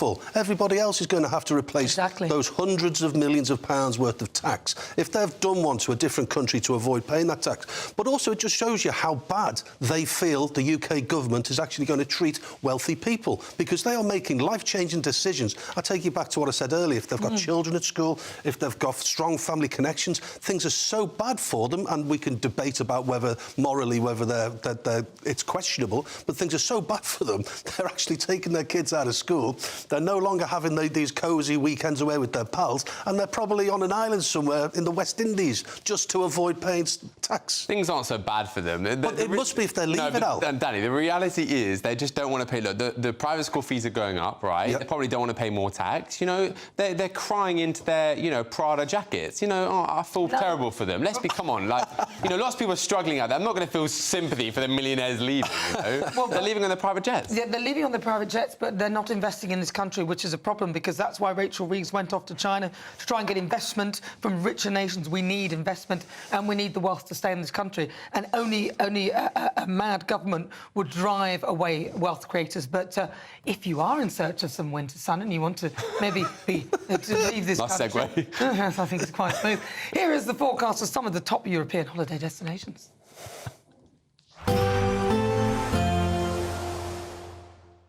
Dinner under the stars tonight? That reminds me of our travel insurance. You mean all clear skies? All Clear Travel Insurance sponsors GB News Travel Destinations Forecast. Hello. Well, if it's some winter sunshine you're after across Europe, it's not all that promising. There's a lot of unsettled weather around. So there's heavy spells of rain across parts of Madeira and Spain and Portugal with this area of low pressure. Another area of low pressure across central Mediterranean, bringing outbreaks of rain, strong winds and even some mountain snow. Best of the sunshine really confined towards Eastern Europe, otherwise staying largely unsettled. Bye-bye. All Clear Travel Insurance sponsors GB News Travel Destinations Forecast. It's Patrick Christie's Tonight, and here we do things differently. It's explaining the absolute madness of this, doesn't it? It's explosive. I mean, this is very good. It's lively. 850. Your government sat there short and it did nothing. It's controversial. And the Middle East has been in turmoil since before I was born. It's everything you need to kickstart your evening. Everyone's had their Weetabix tonight. I love to see it. That's Patrick Christie's Tonight, weeknights from 9 p.m. Only on GB News, the People's Channel, Britain's news channel. This is GB News, Britain's news channel. Lately, it's getting much better. The people getting more educated in terms of overall well-being of the skin health rather than temporary aesthetic treatments. Because most of the treatments in aesthetic, it doesn't change the texture of the skin. It just gives like volumetric result or remove the wrinkles temporarily. So what are the most popular treatments that people are after? According to a statistic report, first is anti-wrinkle, then dermal filler, then energy-based device. Yeah. But lately, biostimulators also became very popular. And what do you mean by biostimulators? Biostimulator, any substance that can change the texture of the skin, or like it will lead to postpone the aging process, or proliferate more collagen, increase the elasticity of the skin, such as polynucleotide or exosome, or different vitamins and minerals in the form of mesotherapy considered as a biostimulator. Turkey's a particularly popular destination because the costs are so much lower. There have also been a lot of horror stories about what can happen when things go wrong, even people dying from post-surgery complications. What would you advise people? Choose as a practitioner or surgeon very carefully and never prioritize price over quality. This is your face after all, your body after all. And mistakes can be reversible. It can be irreversible, and sometimes it's not like a booking restaurant or hotel. It's a sensitive matter that can affect their confidence and skin and body for life. So they need to choose very wisely. They need to search what kind of methodology that particular surgeon, they perform the treatments. Are they using any safety tools? GB News, the People's Channel. This January, history will be made again. Join GB News as we bring you full coverage of Donald Trump's presidential inauguration. From the swearing-in ceremony to the celebrations, we'll be there to capture every moment that shapes the next chapter of world politics. The best guests, live updates and unparalleled insight as Donald Trump becomes the 47th President of the United States. The inauguration tomorrow from 3 p.m. on GB News, the People's Channel, Britain's news channel.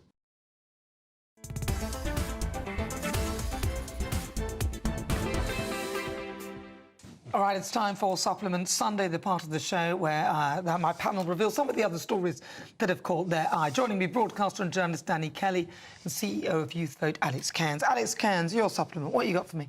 Yeah, so Novak Djokovic yesterday, he won his match, and normally they do a kind of post-match win interview with one of the Channel 9 reporters, but he refused to, and I actually really, I'm happy that he did, because the Channel 9 reporter essentially was mocking some Serbian fans, kind of saying, oh, Novak Djokovic is this and that. And I think, look, when you're a reporter for a sporting channel, you really shouldn't be doing that. It's not a good look. So hopefully that will teach him a lesson. Well, maybe you could teach that to the Labour Party.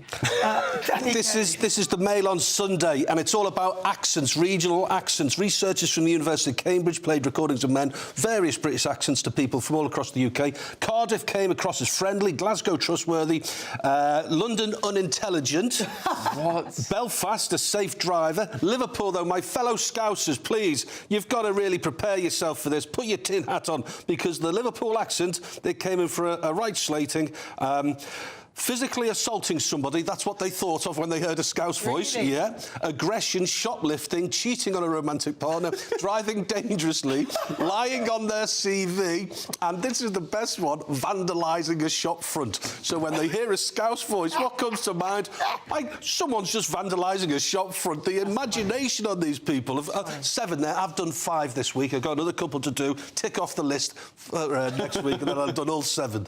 Crazy, isn't it? Yeah. All right, so this one I found, and it's about the worst people to get on a plane. So it is the 5 worst types of air passenger, according to a flight attendant.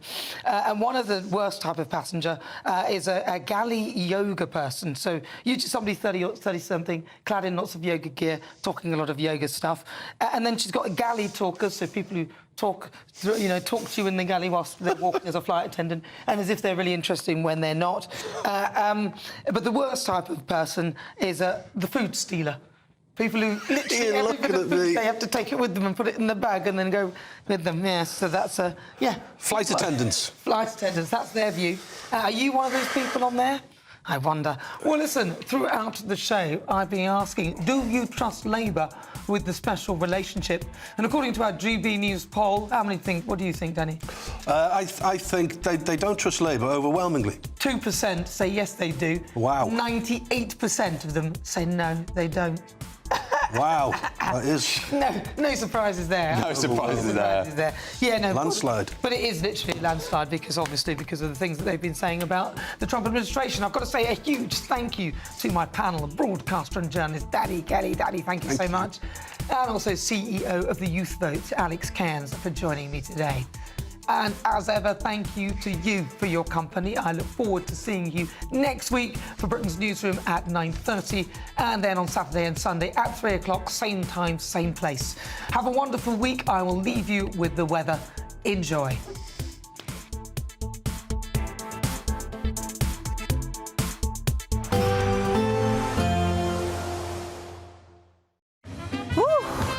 A chilly start will give way to a lovely, warm afternoon. Boxed heat pumps, sponsors of weather on GB News. Hello there, good afternoon to you. This is your latest GB News weather update provided by the Met Office. Sunshine certainly is in short supply today and will be over the next few days as well. We do also have a cold front out towards the west. It's stretching up all the way from Portugal and is now arriving into areas of Northern Ireland and will increasingly move into western Scotland as we head into this evening and overnight. There'll be a few clearer spells for parts of northern and eastern Scotland. We should hopefully see the cloud break a touch more in England and Wales as well, but where it does, temperatures will drop off a touch more and we could see some patchy frost first thing around on Monday morning underneath those slightly clearer spells. If we do hold on to the cloud though, temperatures probably staying more on the positive side of the temperature scale. For many of us though, it certainly will be quite a chilly start to the new working week. There could also be some areas of fog around just to watch out for. This cloud will be low enough to be covering some of the mountains and hill sites. Some patchy drizzle is also possible, maybe even some snow grains, which is freezing drizzle. Northern Ireland could have some quite persistent fog, so it is certainly worth taking care here first thing on Monday morning as that eventually clears.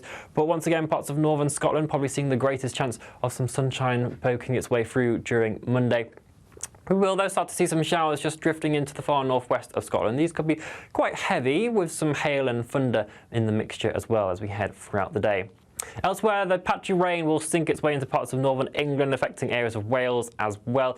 But there is going to be quite a lot of cloud around. Once again, that sunshine is going to be limited. Temperatures ranging between 4 and 9 degrees Celsius.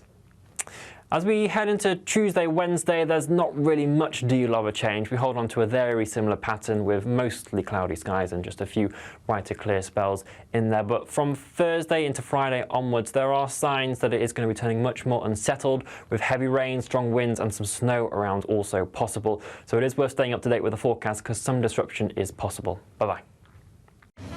A nice bright morning will generate a lovely warm day, right through to the evening. Boxed Solar, sponsors of weather on GB News. There's just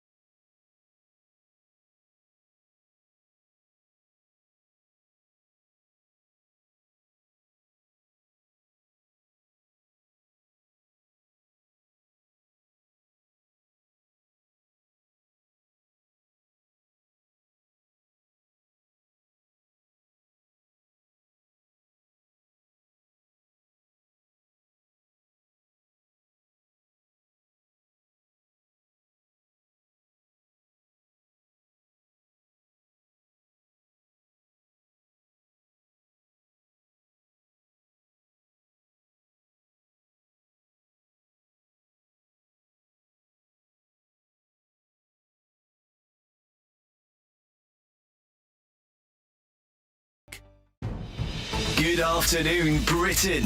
Weekdays from midday. People living with obesity are people, and they deserve the right for treatment and care as much as anyone else. What we need to understand is that obesity is a chronic condition, or a disease, as some people call it. It's not a choice.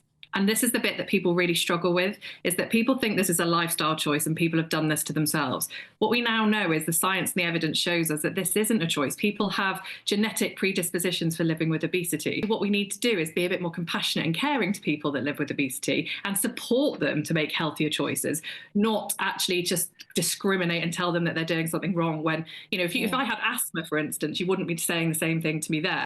But then it's exactly the same. Usually, if you're going for an operation of some form or other, there'll be often there is a criteria. So my mother, she had a knee operation. They wanted to make sure her blood pressure was right and all these things. This is, I mean, to hear somebody say that obesity isn't a choice just because you've got genetic predisposition to it, it's just exactly why people seem to be legitimizing being overweight.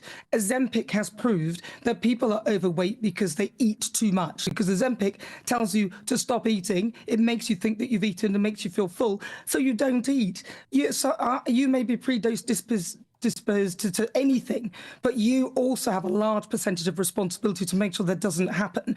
So absolutely, it is in the patient's best interests, because if you're overweight, it'll take you longer to heal. You're more likely to have complications, the same if you smoke, and also the outcomes are usually better. So for a smoker, if you quit, say 4 weeks before surgery, you're 25%, your risk is lower of respiratory complications. So this is literally, of course it's discriminatory, because you have to decide, you have to prioritise the people that are likely to survive the operations. GB News, the People's Channel.